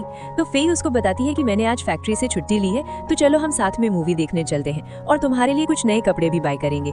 जिसके साथ जाने के लिए मुयांग रेडी हो जाता है। फिर हम उनको साथ में मूवी देखते हुए देखते हैं, जहाँ फेई मुयांग को देखकर अपने मन में सोचती है कि तुम ये मेरा फाइनल गुड बाय समझना। फिर वो मुयांग के लिए कपड़े खरीदने एक शॉप पर जाती है, जहाँ वो उसके लिए एक स्वेटर बाय करती है। फिर दोनों एक रेस्टोरेंट जाते हैं, जहाँ मुयांग अपने लिए आइसक्रीम मंगाता है। जब वो अपनी आइसक्रीम खा रहा था तो फेई उससे कहती है कि मुयांग, जब तुम्हारी मेमोरी वापस आ जाएगी तो मुझे तुमसे मिलने की कोई जरूरत नहीं होगी। उसकी इस बात को सुनकर मुयांग को अच्छा नहीं लगता है। फिर फेई मुयांग को उसके हॉस्पिटल छोड़ती है और उससे कहती है कि अब तुम ठीक हो चुके हो तो तुमको हॉस्पिटल में नहीं रहना चाहिए। तो मुयांग उससे कहता है कि हम इसके बारे में कल बात करेंगे, तुमने रेस्टोरेंट में जो कुछ भी कहा मुझे कुछ समझ में नहीं आया। तो फेई उस पर गुस्सा करने लगती है और कहती है कि जबकि तुम ठीक हो चुके हो तो अब मैं तुमसे मिलने नहीं आऊंगी। मुझे पता है कि पहले जब मैं तुमसे मिली थी तो मैंने तुम्हारा इस्तेमाल किया था, ये मेरी गलती थी, पर मैं तुम्हारा ख्याल रखने के लिए अपने मॉम डैड और अपनी लाइफ को सैक्रिफाइस नहीं कर सकती। तो मुयांग उसको गुस्सा करने से मना करता है। तो फेई वहां से अपने साइकिल से चली जाती है। तो मुयांग उसके पीछे करने लगता है, जिससे वो वहीं गिर जाता है और उसके हाथ पर चोट भी लग जाती है। नेक्स्ट सीन में वो हॉस्पिटल में अपनी बनाई हुई स्केच को देख रहा था, तो उसको देखकर उसकी सारी मेमोरी याद आ जाती है। तो वो फेई से मिलने उसके घर जाता है, जिसको वहां देखकर फेई उससे पूछती है कि तुम यहाँ क्या कर रहे हो, मैंने तुमको बताया था कि मैं तुमसे अब नहीं मिलूंगी। तो मुयांग उससे कहता है कि तुम मुझसे इसलिए नहीं मिलना चाहती क्योंकि तुम ये फैंग से शादी करने वाली हो, क्या तुम उसको पसंद करती हो। तो फेई उससे कहती है कि दुनिया में सब लोग प्यार के लिए शादी नहीं करते। तो वो उससे कहता है कि फिर तुम ऐसे पर्सन से शादी क्यों कर रही हो जिसे तुम प्यार ही नहीं करती। तो मेरा वेट करो, जब मेरे पास जॉब और रहने के लिए घर होगा तो मैं तुम्हारे पास तुमको ढूंढने जरूर आऊंगा। मेरे आने तक तुम किसी से शादी मत करना, और वहां से चला जाता है। दूसरी तरफ छू हुआ जब जियांगचेंग यूनिवर्सिटी आता है तो वो वहां मूजिंग को जाते हुए देखता है, जिसको देखकर वो उससे कहता है कि क्या कोइंसिडेंस है, हम फिर से मिल गए। तुमको लगता है कि एक ही पर्सन से 3 बार मिलना कितना बड़ा कोइंसिडेंस हो सकता है। तो मूजिंग उससे कहती है कि जब मैं ट्रेन में बेहोश हुई थी तब तुमने मेरा आईडी देखा था और तुमको पता था कि मैं इसी सिटी में हूँ, तो बताओ कि तुम क्या चाहते हो। तभी वहाँ एक यूनिवर्सिटी का स्टाफ आता है और छू हुआ को अपने साथ लेकर डायरेक्टर वू के पास ले जाता है, जिसको जाते हुए मूजिंग हैरानी से देखती है।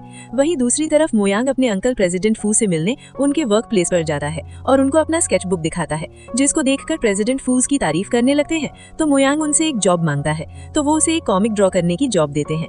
जबकि इधर मूजिंग अपने फ्रेंड से छू हुआ के बारे में पूछती है, तो उसकी फ्रेंड उसको बताती है कि वो हमारे यूनिवर्सिटी में न्यूरो सर्जन है और उसने तुम्हारे लिए डायरेक्टर वू से बात भी की कि तुम मैथ में अच्छी हो, और जब मैंने तुम दोनों को साथ में बातें करते हुए देखा था तो मुझे लगा कि तुम एक दूसरे को काफी अच्छे से जानते हो।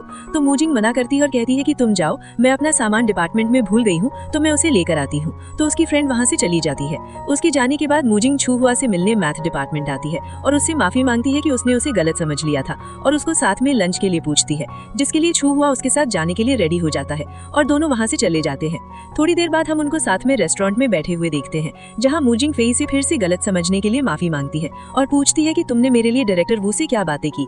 तो छू हुआ उसे कहता है कि तुमको लगता है कि मैंने तुम्हारी फैमिली के बारे में उनको बताया होगा, लेकिन डोंट वरी, एक डॉक्टर होने के नाते मैं तुमसे प्रॉमिस करता हूँ कि मैं किसी को उसके बारे में नहीं बताऊंगा। तो मूजिंग उसको इसके लिए थैंक्स करती है। नेक्स्ट सीन में लिंगी ये फैंग को बास्केटबॉल खेलते हुए देख रही थी, तभी वहाँ मैडम शू फैंगलिन के साथ वहाँ आती है। तो फैंगलिन उनसे पूछती है कि मैडम शू, मैंने सुना है ये फैंग फेई को डेट कर रहा है। तो मैडम शू उसको ऐसी रूमर्स फैलाने से मना करती है और लिंगी को देखकर उससे उसके बारे में पूछती है कि वो लड़की कौन है। तो फैंगलिन उनको बताती है कि ये लड़की हमेशा ये फैंग को बास्केटबॉल खेलते हुए देखने आती है और वहाँ से चली जाती है।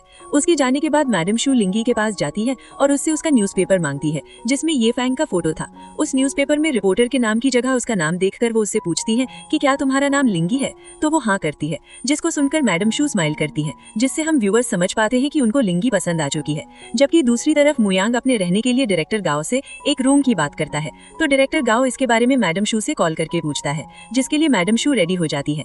उनकी इस बात को सुनकर फैंगलिन तो हैरान हो जाती है। तो वहीं डायरेक्टर गाओ मैडम शू को मयांक की तरफ से उनको थैंक्स करते हैं, तो मैडम शू उनसे कहती हैं कि इसकी कोई ज़रूरत नहीं है, मयांक ने हमारी फैक्ट्री के लोगों की जान बचाई थी तो ये हमारी जिम्मेदारी है। कॉल कट होने के बाद डायरेक्टर गाओ मयांक को ये गुड न्यूज़ देते हैं, जबकि इधर मैडम शू फांगलिन से पूछती हैं कि तुमको क्या प्रॉब्लम है, तो फांगलिन उनसे माफ़ी मांगती है और वहाँ से चली जाती है। उसके जाने के बाद वहाँ ये फेंग आता है और उनसे पूछता है कि मॉम, मैं फेई को आज लंच के लिए घर पर लाना चाहता हूँ, तो मैडम शू इसके लिए रेडी हो जाती है। उनकी इस बात को सुनकर ये फेंग खुश होता है। फिर हम फेई के घर के सीन को देखते हैं, जहाँ फेई की मॉम उसको रेडी कर रही थी। फिर उसके डैड उसको अपनी फेवरेट टी देते हैं और कहते हैं कि तुम पहली बार ये फेंग के घर उसकी मॉम से मिलने जा रही हो, तुमको ये ले जाना चाहिए। मैं मानता हूँ कि हमारी फैमिली उनकी जितनी रिच नहीं है, पर हम उनको इंसल्ट करने नहीं दे सकते हैं। तो फेई उसको लेकर वहाँ से चली जाती है। जब वो ये फेंग के घर पहुँचती है तो ये फेंग उसका अपने घर के बाहर वेट कर रहा था। फिर वो उसे लेकर घर जाता है, जहाँ मैडम शू न्यूज़पेपर रीड कर रही थी। तो वो उनको फेई से मिलाता है और उनको उसका लाया हुआ टी देता है, जिसको देखकर मैडम शू उसको ड्रॉअर पर रखने के लिए कहती है और उनको बताती है कि हमारे घर एक गेस्ट आने वाली है। तभी वहाँ लिंग यी आती है, तो उसको वहाँ देखकर फेई को काफी बुरा लगता है। फिर मैडम शू फेई से कहती है कि मैंने ये फेंग से सुना कि तुमको फिश काफी पसंद है, कोइंसिडेंटली लिंग यी को भी फिश पसंद है, तो जाओ किचन में उसे बनाओ। जिनकी इस बात को सुनकर फेई को काफी इंसल्टेड फील होता है। फिर वो किचन में फिश को बनाने चली जाती है, तो ये फेंग भी उसके पीछे जाता है और उससे कहता है कि मुझे नहीं पता था कि मॉम तुम्हारे साथ ऐसा बिहेवियर करेंगी, पर सोचो क्या तुमको नहीं लगता है कि उन्होंने तुमको अपनी डॉटर इन लॉ एक्सेप्ट कर लिया है। तो फेई उसको वहां से जाने के लिए कहती है। थोड़ी देर बाद हम चारों को लंच करते हुए देखते हैं, जहां मैडम शू फेई की काफी इंसल्ट करती है और लिंग यी की तारीफ करने लगती है, जिसको सुनकर ये फेंग उनसे कहता है कि एक लड़की का काम शादी के बाद अपने हस्बैंड और बच्चों की केयर करना है। वो कॉलेज भी इसीलिए जाना चाहती है ताकि उनको एक अच्छा हस्बैंड मिले, पर हमारे रिलेशन में ऐसा नहीं है। फेई को मुझसे शादी के बाद कॉलेज जाने की कोई जरूरत नहीं है। जिसकी इस बात को सुनकर फेई को काफी बुरा लगता है और वो गुस्से में सारी फिश को खाकर वहां से जाने लगती है और साथ ही वो अपनी लाई हुई टी को भी लेकर जाती है। तो ये फेंग उसके पीछे जाता है, जिसको देखकर मैडम शू लिंग यी से कहती है कि इस लड़की को थोड़ी भी मैनर्स नहीं है, देखो उसने सारी फिश खा गई। जबकि इधर ये फेंग फेई से कहता है कि तुम गलत समझ रही हो, मॉम का मतलब ये नहीं था। तो फेई उससे पूछती है कि तुम मुझे बताओ कि क्या तुम अपनी बास्केटबॉल खेलना छोड़ सकते हो। तो ये फेंग मना करता है और बताता है कि बास्केटबॉल खेलना मेरा बचपन का सपना है, तो मैं उसे कैसे छोड़ सकता हूँ। तो फेई उससे कहती है कि और मेरा भी कॉलेज जाना बचपन का सपना है, तो मैं तो तुम मुझे उसे छोड़ने के लिए कैसे कह सकते हो। मुझे लगता है कि हम एक दूसरे के लिए सही नहीं है, और वहां से चली जाती है। फिर नेक्स्ट सीन में वो मयांक से मिलने हॉस्पिटल आती है और उसको अपने डैड का टी देती है। दूसरी तरफ लिंग ये फेंग से जाते टाइम कहती है कि मुझे नहीं पता था कि यहाँ तुम्हारी गर्लफ्रेंड भी आने वाली है, अगर तुम कहो तो मैं फेई को इसके बारे में मिलकर समझा सकती हूँ। जिसके लिए ये फेंग उसे मना करता है और बताता है कि फेई एक डिसेंट लड़की है, वो तुम्हारी वजह से नहीं बल्कि मेरी मॉम की वजह से परेशान थी, और वहां से चला जाता है। जबकि इधर फेई मयांक को आज के बारे में सारी बातें बताती है। तो मयांक उससे कहता है कि मतलब मैडम शू ने तुमको परेशान किया। तो फेई उससे कहती है कि उनको लगता है कि मैं ये फेंग के लिए सूटेबल नहीं हूँ। जिसको सुनकर मयांक उससे कहता है कि जबकि रियलिटी ये है कि ये फेंग ही तुम्हारे लायक नहीं है। वैसे मेरे पास तुम्हारे लिए दो गुड न्यूज़ है। पहली ये कि मुझे एक जॉब मिल गया है जिसमें मुझे कॉमिक ड्रॉ करना है, और दूसरी ये कि मुझे रहने के लिए तुम्हारी फैक्ट्री के जियांग चैंग नंबर 1 में घर मिल गया है। जिसको सुनकर फेई उसके लिए बहुत खुश होती है।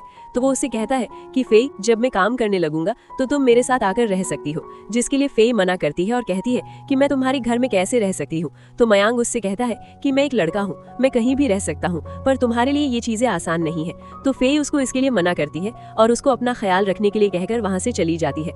वहीं दूसरी तरफ हम कू हुआ और मूजिंग को देखते हैं, जो एक ब्यूटीफुल प्लेस पर घूमने आए हुए थे। वहाँ कू हुआ मूजिंग से उसके फैमिली के बारे में पूछता है, तो वो उसे उनके बारे में बताती है।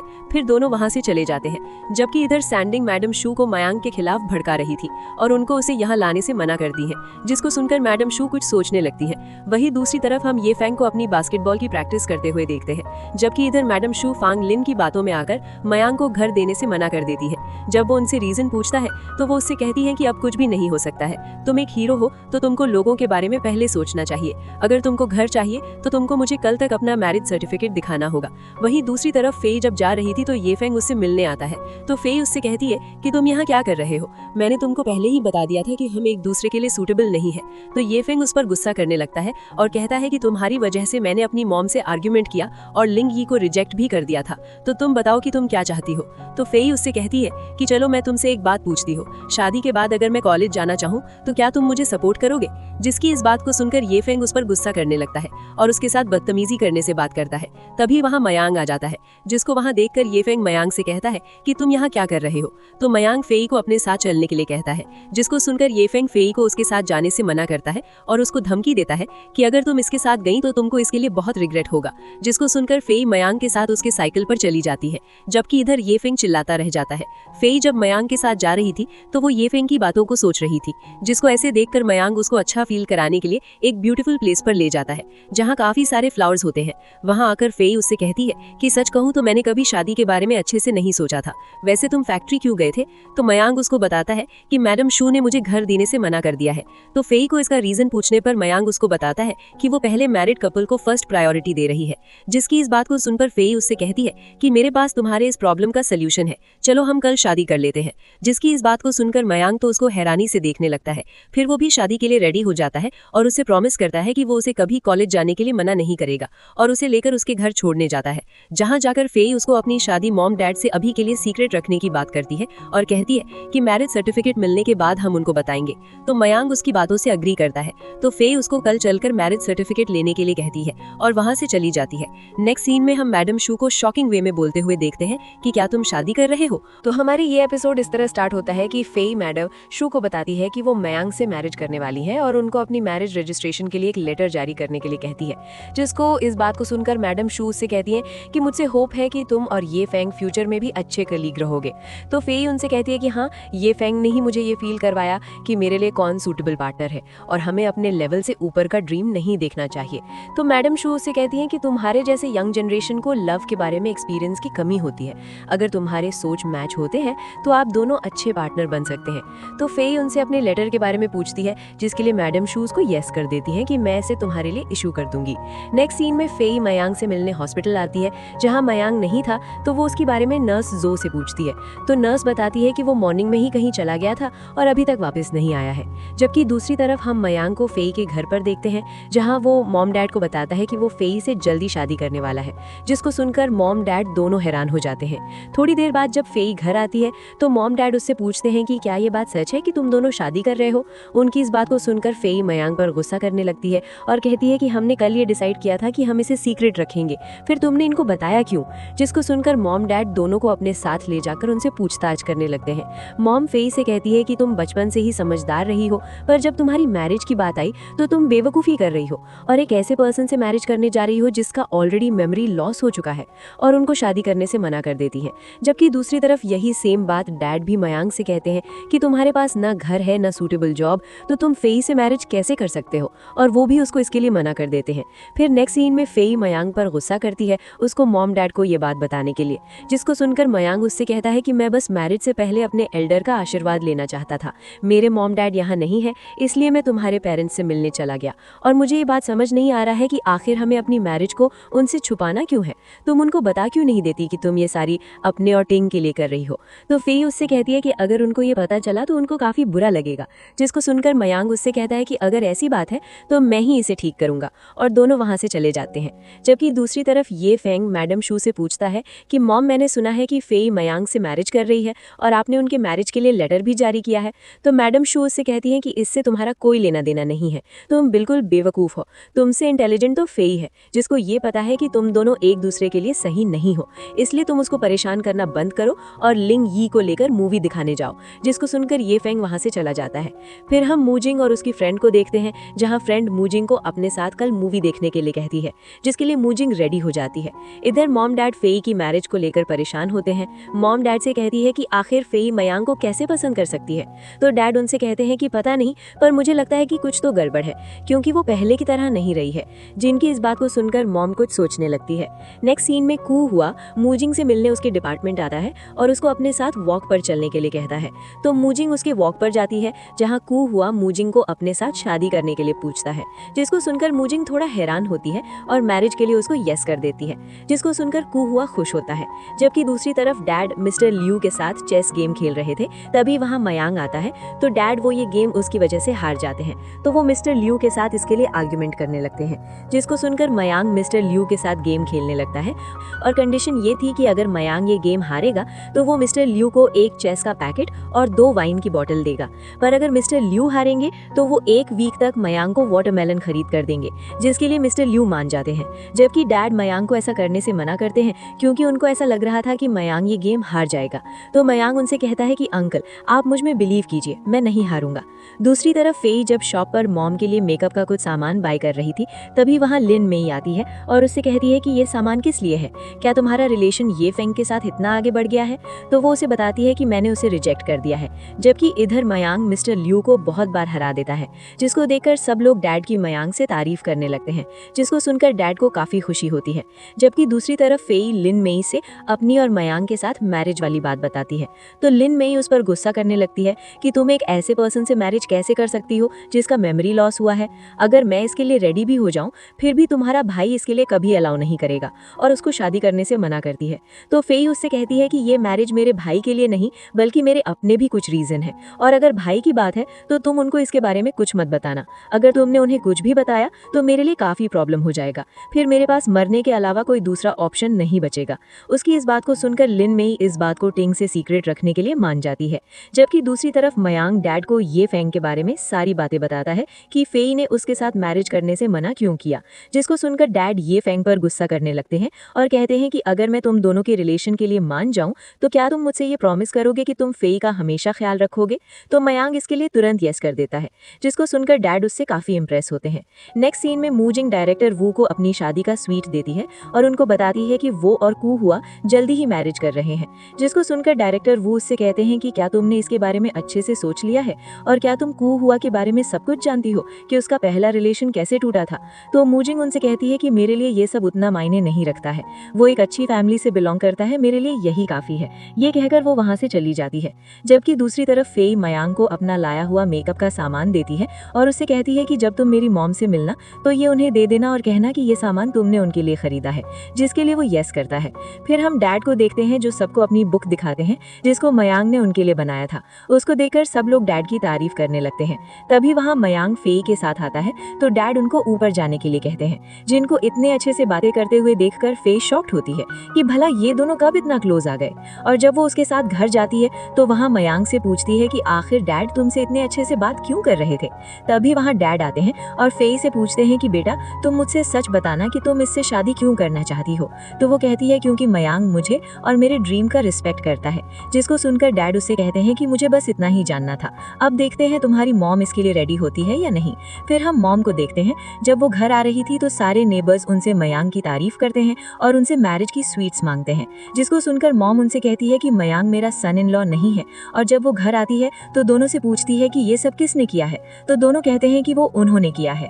तो मॉम फेई पर काफी गुस्सा करने लगती है और कहती है कि मुझे पता है कि तुम ये सब अपने भाई के लिए कर रही हो ताकि उसकी शादी लिन मेई से हो सके।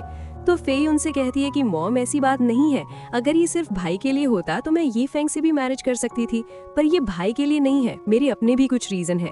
मैं किसी के सामने अपने आप को छोटा फील नहीं करना चाहती। मयांग मेरे मैरिज के लिए बेस्ट ऑप्शन है, वो मुझे और मेरी ड्रीम को समझता है, इसलिए मुझे इससे मैरिज करने में कोई प्रॉब्लम नहीं है। जिसकी इस बात को सुनकर मयांग से काफी प्यार से देखने लगता है। जब वो रेडी होकर हॉस्पिटल से जा रहा था तो नर्स जो की पूछने पर वो बताता है कि मैं आज मैरिज सर्टिफिकेट लेने जा रहा हूँ। जबकि दूसरी तरफ फेई और मॉम डैड सिविल ब्यूरो के सामने उसके आने का वेट कर रहे थे, बट काफी टाइम होने के बाद भी जब मयांग नहीं आता है तो मॉम उस पर गुस्सा करने लगती है और वहां से चली जाती है। तो डैड भी उनके पीछे चले जाते हैं। उनके जाने के बाद फेई लिन में इसे पूछती है कि सच बताओ, क्या तुमने भाई को हमारी मैरिज के बारे में बता दिया है, तो क्या वो मयांग से मिलने गए थे। तो वो हाँ करती है। जबकि दूसरी तरफ हम टिंग को देखते हैं जिसने मयांग को एक ट्री से बांधा हुआ था और वो उसे एक नाइफ को लेकर डरा रहा था। तभी वहाँ फेई लिन मेई के साथ आती है और टिंग पर गुस्सा करने लगती है कि भाई आप इसके साथ ये क्या कर रहे थे। तो टिंग उससे कहता है कि मैं तो बस इसे डरा रहा था क्योंकि मैं जानता हूँ कि तुम ये सब मेरे और लिन मेई की शादी के लिए कर रही हो, पर इसके लिए तुम एक ऐसे पर्सन से शादी नहीं कर सकती जिसका ऑलरेडी मेमोरी लॉस हो चुका है। तो फेई उससे कहती है कि भाई ऐसा कुछ भी नहीं है, इसके पीछे मेरे अपने भी कुछ रीजन है। आप लिन मेई से पूछो कि क्या वो आपको इसलिए पसंद करती है क्योंकि आपके पास घर है। जिसको सुनकर टिंग मयांग से कहता है कि अगर तुमने कभी मेरी सिस्टर को हर्ट किया तो मैं तुम्हारा हाथ पैर बांधकर रिवर में फेंक दूंगा। जिसको सुनकर वो उससे कहता है कि डोंट वरी भाई, मैं फेई को कभी हर्ट नहीं करूंगा। और दोनों वहां से अपना मैरिज सर्टिफिकेट लेने जाते हैं। देन फिर हम सबको उनकी शादी को सेलिब्रेट करते हुए देखते हैं, जहाँ फेई लिन मेई और टिंग को भी जल्दी से मैरिज करने के लिए कहती है। फिर सब लोग चीयर्स करके ड्रिंक करते हैं। अगले सीन में मयांग मॉम के उसी पुराने रेडियो को ठीक करता है जो फेई से हॉस्पिटल में खराब हो गया था। उसको देखकर मॉम उसकी तारीफ करते हुए कहती है कि तुम तो इलेक्ट्रॉनिक चीजों को भी ठीक कर सकते हो। फिर मॉम टिंग को लिन मेई को उसके घर छुड़ाने जाने के लिए कहती है, तो वो उसे वहाँ से लेकर चला जाता है। उनके जाने के बाद मॉम फेई और मयांग को अपने कमरे में सोने के लिए कहती है, तो मयांग उनको मना करता है और बताता है कि मैंने पहले ही रेंट्यूम ले लिया है।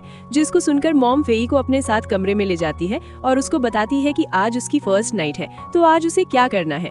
जिसको सुनकर फेई काफी एम्बैरेस फील करती है और वहाँ से भाग जाती है। फिर हम दोनों को जियांगचेंग नंबर 2 गेस्ट हाउस में देखते हैं, जहाँ फेई कमरे में एक बेड को देखकर काफी एम्बैरेस होती है। देन फिर जब मयांग नहा कर आता है तो वो उसको एक मैरिज एग्रीमेंट साइन करने के लिए कहती है। जिसको सुनकर मयांग जल्दी से उस पेपर पर साइन कर देता है और उसको बताता है कि मेरी मेमोरी वापस आ गई है। जिसको सुनकर फेई उससे पूछती है कि फिर तुमने मुझे इसके बारे में पहले क्यों नहीं बताया। तो वो कहता है कि पहले मुझे डर था कि तुम मुझे छोड़ दोगी, पर अब हमारी शादी हो गई है तो अब मुझे इसका कोई डर नहीं है।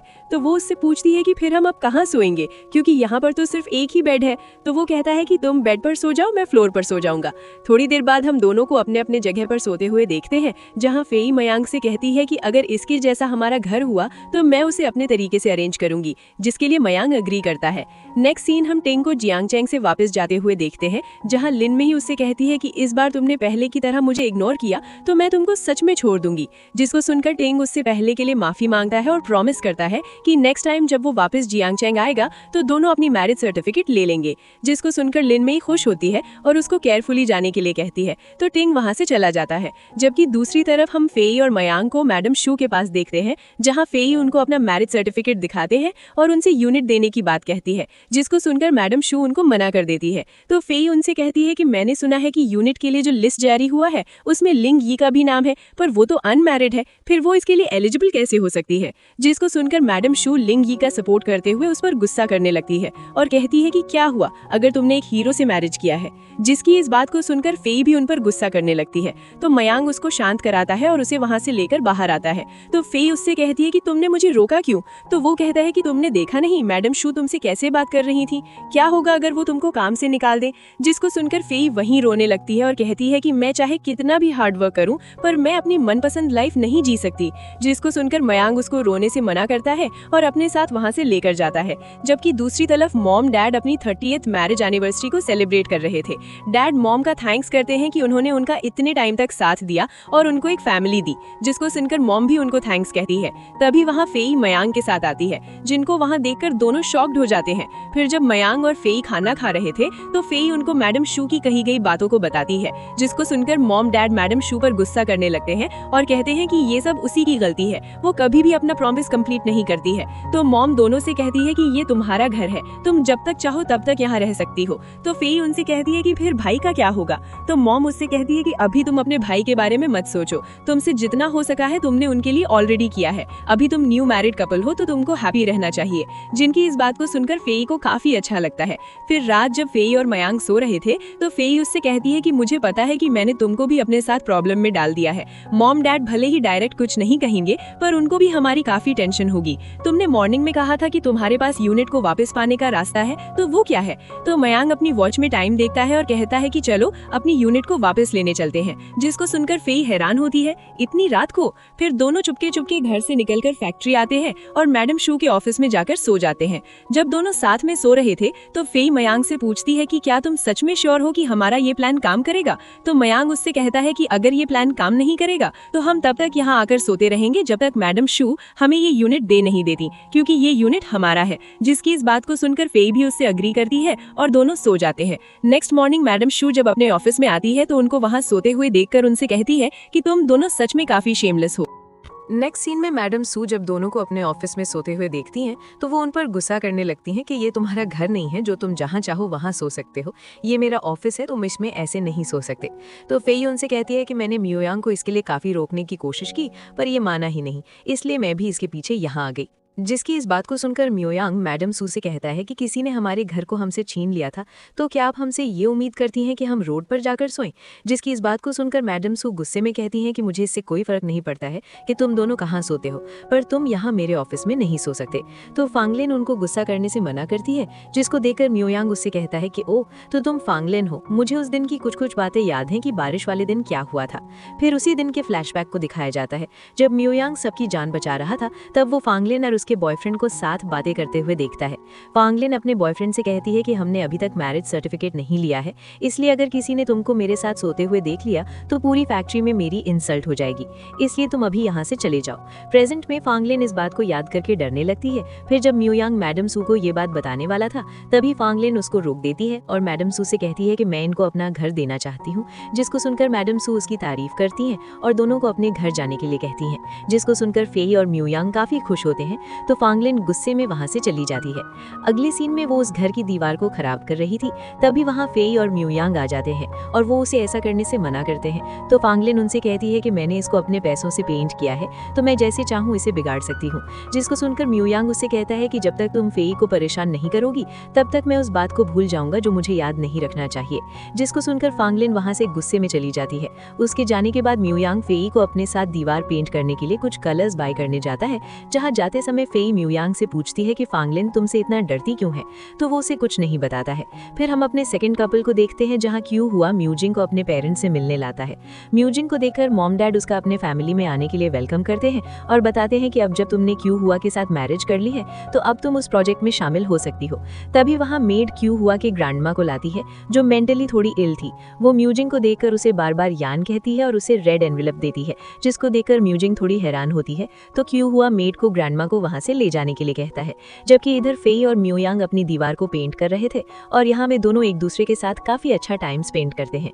जबकि दूसरी तरफ म्यूजिंग जब अपने कमरे में थी तभी वहाँ म्यूयांग आता है, तो वो उससे यान के बारे में पूछती है कि क्या वो तुम्हारी एक्स गर्लफ्रेंड है और मैं उसकी तरह दिखती हूँ इसलिए तुमने मुझको मैरिज के लिए प्रपोज किया था, क्या डायरेक्टर वू को भी यान के बारे में पता था? तो वो हाँ करता है और बताता है कि डायरेक्टर वू यान के अंकल हैं, जिसको सुनकर म्यूजिंग हैरान होती है और कहती है कि इसलिए वो मुझसे बार बार तुम्हारे पास्ट के बारे में पूछ रहे थे कि क्या मुझे ये पता है, पर उन्होंने कभी भी इस बात को डायरेक्ट नहीं बताया। मैं ही बेवकूफ थी जो ये समझ रही थी कि मुझे प्यार मिल सकता है। तो क्यू हुआ उससे पूछता है कि अगर मेरी फैमिली रिच नहीं होती तो क्या तुम फिर भी मुझसे मैरिज करती? तो वो भी उससे पूछती है कि तुम बताओ क्या मैं यान की तरह नहीं दिखती तो तुम मुझसे मैरिज करते? अब जब हम दोनों ही एक दूसरे से अपने अपने फायदे के लिए मैरिज किए हैं तो हम इसे अच्छे से निभाएंगे। फिर वो अपना ड्रेस निकालकर पूछती है कि बताओ हम दोनों में से किसका फिगर अच्छा है, जिसको सुनकर क्यू हुआ उसको किस करने लगता है और थोड़ी देर बाद रुककर वहां से चला जाता है।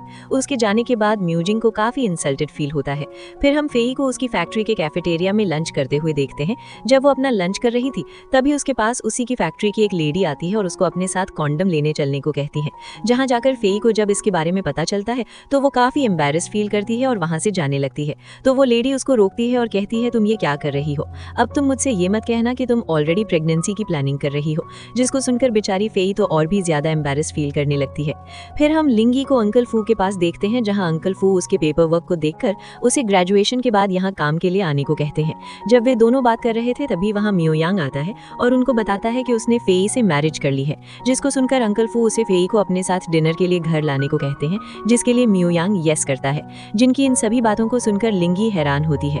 म्यूयांग जब वहां से जाता है तो वो भी उसके पीछे आती है और उससे कहती है कि तुम मुझे बुरा मत समझना, मेरे पास उस समय टाइम नहीं था इसलिए मैं तुमसे मिलने हॉस्पिटल नहीं आई थी, जिसको सुनकर म्यूयांग उससे कहता है कि कोई बात नहीं, हमारे बीच ऐसा कोई रिश्ता नहीं था जिसकी वजह से तुम मेरी केयर करती, और वहां से चला जाता है।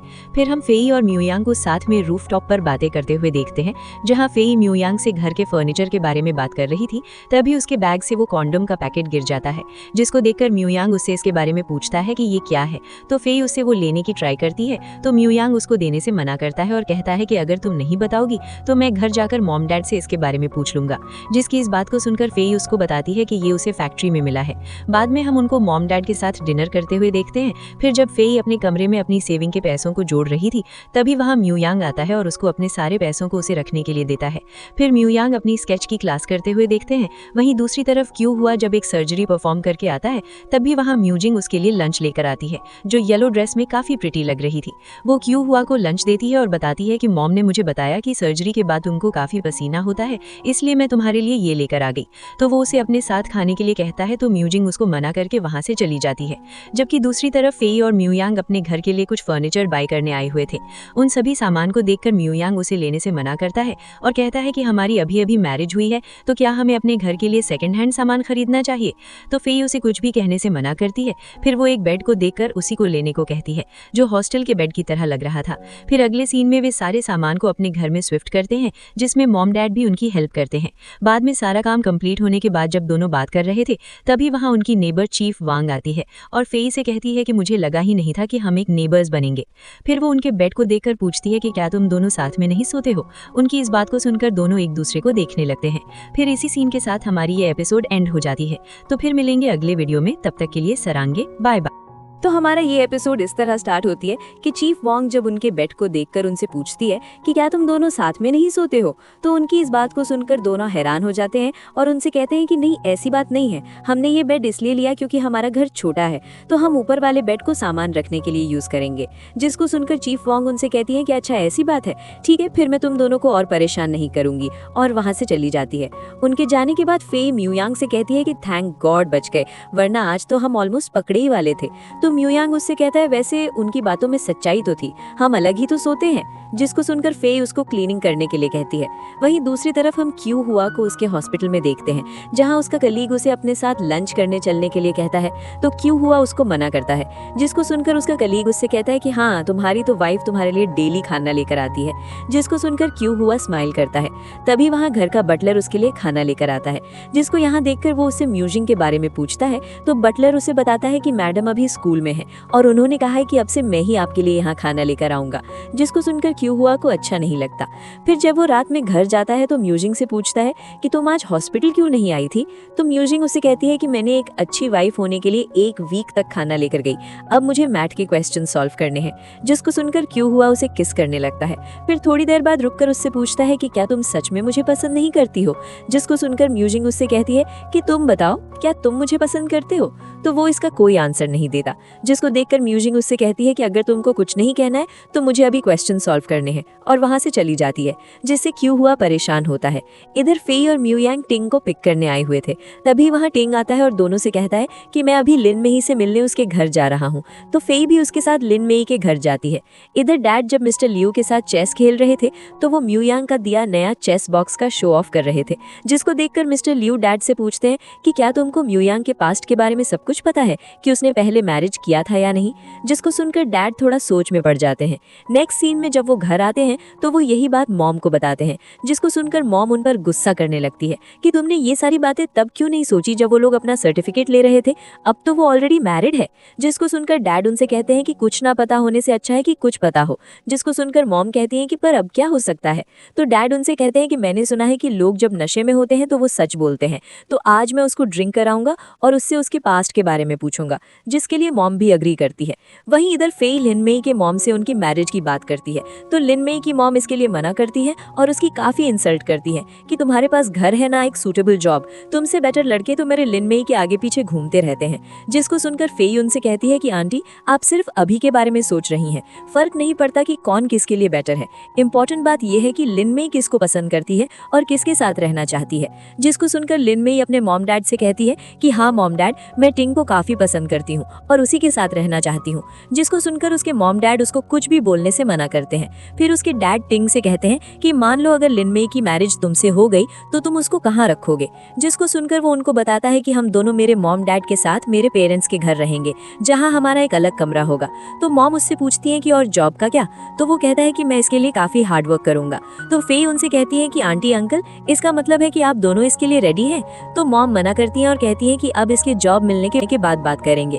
जिसको सुनकर फेई और टिंग खुश होते हैं, जबकि इधर डैड म्यूयांग को ड्रिंक पिलाने के चक्कर में खुद ही बुरी तरह ड्रंक हो जाते हैं और उल्टी सीधी हरकतें करने लगते हैं। रात में जब म्यूयांग उनको लेकर आ रहा था तो वो घर जाने से मना करते हैं और वहीं रोड साइड लेट जाते हैं। तो म्यूयांग भी उनके साथ वहीं बैठ जाता है। जिसको देखकर डैड उससे पूछते हैं कि म्यूयांग, सच बताना, क्या तुमने पहले कभी मैरिज किया था और क्या तुम्हारे बच्चे हैं।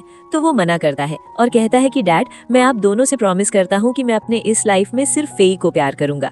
जिसको सुनकर डैड उसे कहते हैं कि म्यूयांग, तुम बहुत लकी हो, क्योंकि फेई ना केवल प्रिटी है बल्कि वो बहुत समझदार लड़की है, पर मैं उसका अच्छा डैड नहीं हूँ। एक लड़की जब मैरिज करती है तो उसके घर से बहुत सारे सामान मिलते हैं, पर मैं उसके लिए मैरिज का मिठाई तक नहीं बता सका क्योंकि मैं फाइनेंशियली स्ट्रांग नहीं हूँ। जिसको सुनकर म्यूयांग उससे कहता है कि नहीं डैड, ऐसा नहीं है, फेई बहुत लकी है कि आपके जैसे फादर उसके पास हैं और उससे इतना लव करते हैं। जिसकी ये बात डैड को अच्छा लगता है और वो उसकी गोद में अपना सर रखकर वहीं सो जाते हैं।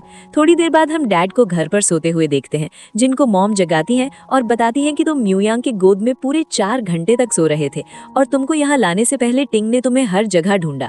फिर डैड अपनी शू को खोजने लगते हैं क्योंकि वो उसे रोड साइड ही भूल गए थे, तो टिंग उनको लेने जाता है। वहीं दूसरी तरफ फे म्यूयांग के पैरों का मसाज कर रही थी और उससे पूछती है कि क्या तुमको अभी भी दर्द हो रहा है, तो म्यूयांग मना करता है और उससे कहता है कि तुम्हारे डैड ने मुझे तुम्हारे बारे में बहुत सारी बातें बताई, मैं लकी हूँ कि मैं तुम्हारी फैमिली से मिल सका। जिसकी ये बात सुनकर फे स्माइल करती है। फिर नेक्स्ट मॉर्निंग हम म्यूयांग को फिशिंग करते हुए देखते हैं। उसको सुबह से शाम हो जाता है पर वो एक भी फिश को नहीं पकड़ पाता। जब वो घर आता है तो फे उससे पूछती है कि तुम आज इतना लेट क्यों आए हो, क्या तुम अभी तक स्केचिंग कर रहे थे, तो वो उसे अपने फिशिंग करने वाली बात को नहीं बताता और उससे पूछता है कि फे क्या तुम मेरे लिए एक बड़ा नेट बना सकती हो, तो फे हाँ करती है। दूसरी तरफ म्यूजिंग जब अपना सामान पैक कर रही थी तभी वहाँ क्यू हुआ आता है और उससे पूछता है कि क्या तुम कहीं जा रही हो, तो म्यूजिंग उसको बताती है कि कल मैं जियांगचैंग जा रही हूँ क्योंकि मेरे भाई ने मुझे अपने मैरिज के लिए इनवाइट किया है। तो क्यू हुआ उससे कहता है कि क्या मैं भी तुम्हारे साथ वहाँ चलूं, तो वो उसको कहती है कि क्या तुम जाना चाहते हो, तो वो वहाँ से नहाने चला जाता है। फिर हम अगले सीन में म्यूजिंग को ट्रेन में देखते हैं। जब वो सामने देखती है तो वहाँ क्यू हुआ बैठा हुआ था, जिसको देखकर वो उससे पूछती है कि तुम यहाँ क्या कर रहे हो, तो वो उससे कहता है कि तुम मुझे गलत मत समझना, ये तुम्हारे लिए नहीं है, मेरे हॉस्पिटल ने मुझे एक सर्जरी के लिए जियांगचैंग भेजा है। जिसको सुनकर वो स्माइल करती है और कहती है कि नहीं, मैं गलत नहीं समझ रही हूँ, ये बस एक कोइंसिडेंस है कि तुम मेरे साथ मेरी ही ट्रेन में हो। तभी वहाँ एक लड़का आता है और वो म्यूजिंग के साथ बुरा बिहेवियर करने लगता है, जिससे परेशान होकर म्यूजिंग वहाँ से दूसरी सीट पर चली जाती है। जिसको देखकर क्यू हुआ उस लड़के को ये सब करने से मना करता है और बताता है कि मैं उसका हस्बैंड हूँ। जिसको देखकर वो लड़का उससे माफी मांगता है, तो क्यू हुआ म्यूजिंग को अपनी सीट पर बैठने के लिए कहता है, तो वो उसकी सीट पर चली जाती है और क्यू हुआ को देखकर स्माइल करती है। फिर हम म्यूयांग को रात में फिर से फिशिंग करते हुए देखते हैं। तभी वहाँ 2 सिक्योरिटी गार्ड आ जाते हैं और उससे पूछते हैं कि यंग मैन, तुम यहाँ क्या कर रहे हो, क्या तुम यहाँ छुपकर फिश पकड़ रहे हो, तो म्यूयांग मना करता है और उनसे कहता है कि नहीं, रिवर के पास काफी कचरा था तो मैं उसी को साफ कर रहा हूँ। जिसको सुनकर वो गार्ड उसको जल्दी से घर जाने के लिए कहते हैं। फिर नेक्स्ट डे वो टिंग से मिलने जाता है और अपनी मैरिज प्लानिंग के बारे में बताता है और पूछता है कि भाई क्या आप भी अपनी सिस्टर के मैरिज में हेल्प करेंगे, जिसके लिए टिंग तुरंत रेडी हो जाता है। जिसको सुनकर म्यूयांग स्माइल करता है। वहीं दूसरी तरफ म्यूजिंग जब अपना गेस्ट हाउस से बाहर आती है तो वो अपने सामने क्यू हुआ को देखकर पूछती है कि तुम यहाँ क्या कर रहे हो, तो वो उससे कहता है कि मेरे हॉस्पिटल के सभी गेस्ट हाउस के कमरे फुल हो गए थे, इसलिए मैं यहाँ आ गया था। वैसे कल तुम्हारे भाई की शादी है तो क्या तुम उसके लिए कुछ तैयारी नहीं करोगी, तो वो मना करती है और कहती है कि मैं तो उसे अपने यहाँ आने की बात भी नहीं बताना चाहती। जिसको सुनकर क्यू हुआ हैरान होता है। तब वो कहती है कि मैं बस यहाँ अपने पेरेंट्स के बदले आई हूँ। ये कहकर वो वहाँ से अपने कमरे में जाने लगती है। तो क्यू हुआ उससे कहता है कि क्या तुमको नहीं लगता है कि ये थोड़ा अजीब है कि हम मैरिड कपल्स होने के बाद भी सेपरेट रूम में सो रहे हैं। जिसकी इस बात को सुनकर म्यूजिंग उससे कहती है कि अगर तुमको ऐसा लगता है तो तुम मेरे कमरे में सोने आ सकते हो, और वहाँ से चली जाती है। दूसरी तरफ म्यूयांग जब काफी खुश होते हुए घर आता है तो फेई उसको देखकर पूछती है कि तुम आज इतना खुश क्यों हो, तो म्यूयांग उसको अपनी प्लानिंग के बारे में कुछ नहीं बताता और उसे कल अच्छी ड्रेस पहनकर फैक्ट्री जाने के लिए कहता है। फिर नेक्स्ट मॉर्निंग हम फेई को अच्छे से रेडी होकर फैक्ट्री जाते हुए देखते हैं। तभी उसके पास वही आंटी आती है और फेई की तारीफ करते हुए कहती है कि तुम आज काफी अच्छी लग रही हो। तभी वहाँ म्यूयांग भी अच्छे से रेडी होकर आता है, जिसको देखकर फेई हैरान होती है, तो आंटी उसका भी तारीफ करने लगती है। फिर सब लोग फैक्ट्री जाते हैं। जब म्यूयांग और फेई बैठे हुए थे तभी वहाँ मॉम, डैड और लिन मेई आते हैं, जिनको देखकर फेई उनसे पूछती है कि आप लोग यहाँ क्या कर रहे हैं, तो लिन मेई उनको गिफ्ट देती है और बताती है क्योंकि आज तुम्हारी शादी है। जिसको सुनकर फेई शॉक्ड होती है। तभी वहाँ मैडम सू आती हैं और सबको बताती हैं कि आज फेई और म्यूयांग की मैरिज है, तो आप लोग पार्टी को एंजॉय कीजिए। तभी वहाँ काफी सारी मछलियों को लाया जाता है, जिसको देखकर फेई इमोशनल हो जाती है। फिर मॉम उससे पूछती है कि क्या तुम आज खुश हो, जिसको सुनकर बेचारी फेई तो खुशी के मारे रोने ही लगती है और कहती है कि हाँ, मैं आज बहुत खुश हूँ। नेक्स्ट सीन में जब दोनों घर आते हैं तो फेई म्यूयांग पर गुस्सा करने लगती है और पूछती है कि तुम्हारे पास इतने सारे पैसे कहाँ से आए, तो वो बताता है कि मैंने तुम्हारे पैसे लिए थे। जिसको सुनकर फेई तो जल्दी से अपने पैसों को चेक करती है और उनको देखकर इमोशनल हो जाती है और उससे कहती है कि क्या तुमको पता है कि मैंने ये पैसे किस लिए रखे थे, तो म्यूयांग उससे कहता है कि तुम टेंशन मत लो, मैं जल्द ही तुमको तुम्हारे सारे पैसे दे दूंगा। तो फेई वहाँ से जाने लगती है और उसको अपने पीछे आने से मना करती है। दूसरी तरफ टिंग जब अपने जॉब के लिए जगह आता है तो उसको वहाँ जॉब नहीं मिलता है, जिसको देखकर लिन मेई उससे पूछती है कि क्या तुमको जॉब मिला, तो वो मना करता है। जिसको सुनकर लिन मेई उस पर गुस्सा करने लगती है और कहती है कि अगर तुमको जॉब नहीं मिला तो मेरी मॉम के रेडी होने के बाद भी मैं तुमसे मैरिज नहीं करूंगी, और वहाँ से चली जाती है। नेक्स्ट सीन में जब वो घर आती है तो उसकी मॉम उसे एक लड़के से मिलाती है और उनको साथ में बात करने के लिए कहती है, तो लिन मेई उस लड़के को अपने साथ ड्रिंक करने के लिए कहती है। फिर वो उसे बताती है कि मेरा एक बॉयफ्रेंड है जो काफी अच्छा है, पर उसे कोई अच्छी जॉब नहीं मिल रही है, क्या ये सही है? जिसकी इस बात को सुनकर उसकी मॉम उसको ये सब बोलने से मना करती हैं और उस लड़के से कहती हैं कि नहीं, ऐसी कोई बात नहीं है, लिन मेई का कोई बॉयफ्रेंड नहीं है, ये बस ज्यादा पीली है। फिर वो लड़का वहाँ से चला जाता है, जिसके पीछे उसका भाई भी चला जाता है। उसके जाने के बाद उसकी मॉम उससे कहती है कि मैं तुम्हारी तरह नालायक बेटी को कैसे बर्थ दे सकती हूँ, पर लिन मेई को उनकी इन बातों का कोई फर्क नहीं पड़ता है, क्योंकि वो सच में आज काफी परेशान थी। जबकि इधर काफी रात होने के बाद भी फेई जब घर नहीं आती तो म्यू यांग को उसका टेंशन होने लगता है, इसलिए वो उसे खोजने बाहर जाने लगता है। तभी वहाँ फेई आ जाती है तो म्यू यांग उससे पूछता है कि तुम कहाँ चली गई थी, पर फेई उसको कोई आंसर नहीं देती है, क्योंकि वो अभी तक म्यू यांग से गुस्सा थी। जिसको देखकर म्यू यांग उससे माफी मांगता है तो फेई उससे कहती है कि तुम अभी तक नहीं बदले हो, मैं मानती हूँ कि ये सब मेरी ही गलती है, मैंने ही तुमको मैरिज के लिए फोर्स किया था और इस कमरे की आधी जगह भी ले ली, वैसे भी मैं इस साल कॉलेज नहीं जा सकती हूँ। ये कहकर वो काफी इमोशनल हो जाती है, जिसको ऐसे देखकर म्यू यांग को बुरा फील होता है। जबकि दूसरी तरफ म्यूजिंग जब अपने कमरे में थी तो वो एक कैंडी को देखकर अपने पास्ट को याद करती है। जब उसने एक लड़के को अपनी लव फीलिंग कन्फेस की थी तब उस लड़के ने उसे इसके लिए मना कर दिया था। प्रेजेंट में जब वो ये सब याद कर रही थी तभी उसका क्यू हुआ उसके डोर को लॉक करता है, तो म्यूजिंग डोर ओपन करके स्टडी करने जाने लगती है तो क्यू हुआ उसको रोकता है और स्टडी करने जाने से मना करता है। फिर उससे कहता है कि क्या तुम अपने हस्बैंड को नहीं देख सकती हो, जिसको सुनकर म्यूजिंग याद करती है कि कैसे हर बार क्यू हुआ ने उसको प्रोटेक्ट किया था। इन सभी बातों को याद करके वो दोनों किसिंग करने लगते हैं और फिर साथ में नाइट स्टे करते हैं। जबकि दूसरी तरफ म्यू यांग फेई के लिए डिनर लाता है और उसे खाने के लिए कहता है, तो फेई उससे कुछ भी नहीं बोलती है, जिसको देखकर म्यू यांग को बुरा लगता है तो वो उसे माफी मांगते हुए बताता है कि मैं हमेशा से अकेला रहा हूँ, इसलिए मैंने कभी भी अपने फ्यूचर के बारे में नहीं सोचा, पर अब से मैं तुमसे प्रॉमिस करता हूँ कि मैं कभी ऐसा कुछ नहीं करूंगा। जिसको सुनकर फेई उसे माफ कर देती है और कहती है कि क्या तुमने डिनर किया है, चलो साथ में खाते हैं।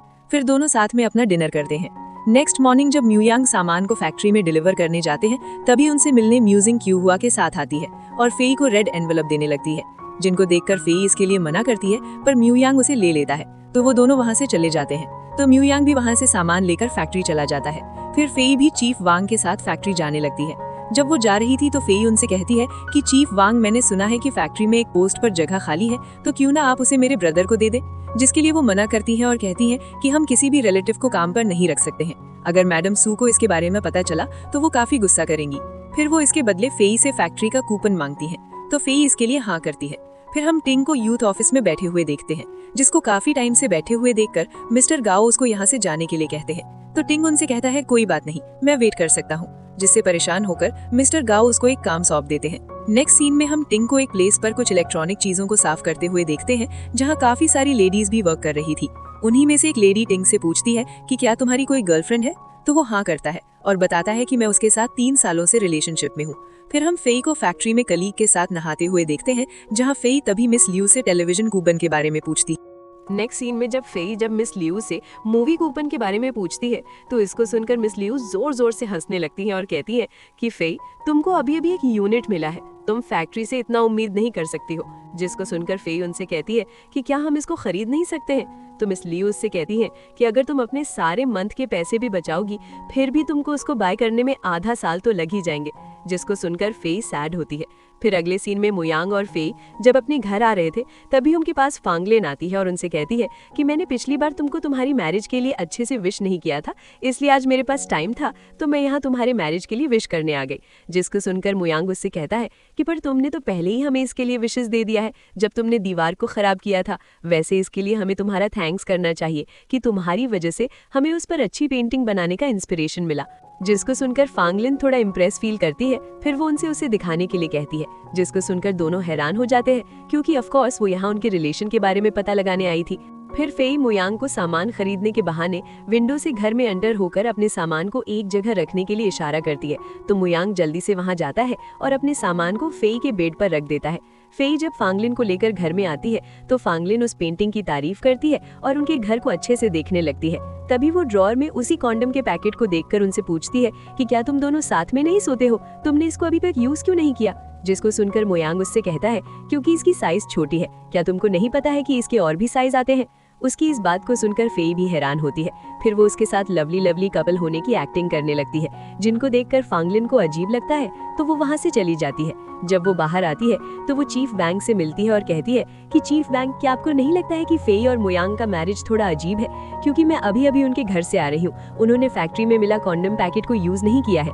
जिसको सुनकर चीफ बैंग भी उससे कहती है कि हाँ, मैंने भी ये नोटिस किया है कि रात में उनके घर पर काफी शांति होती है। और दोनों ये बात मैडम शू को बताने जाते हैं। फिर रात में फेई जब अपने कूपन के लिए पैसों को जोड़ रही थी, तभी वहाँ मुयांग आता है और उससे कहता है कि आज फांगलिन ने जो किया उसकी वजह से मैं काफी थक गया हूँ। तो फेई उससे कहती है कि आज जो कुछ भी हुआ इसकी वजह से हमें और भी बचकर रहना होगा, और दोनों अपने अपने जगह पर सो जाते हैं। तभी वहाँ फांगलिन मैडम शू और चीफ बैंग के साथ आती है और उनसे कहती है, जिनको वहाँ देखकर मुयांग उनसे उनके यहाँ आने की रीजन पूछता है तो फांगलिन उससे कहती है कि हमें शक है कि तुम्हारा मैरिज फेक है।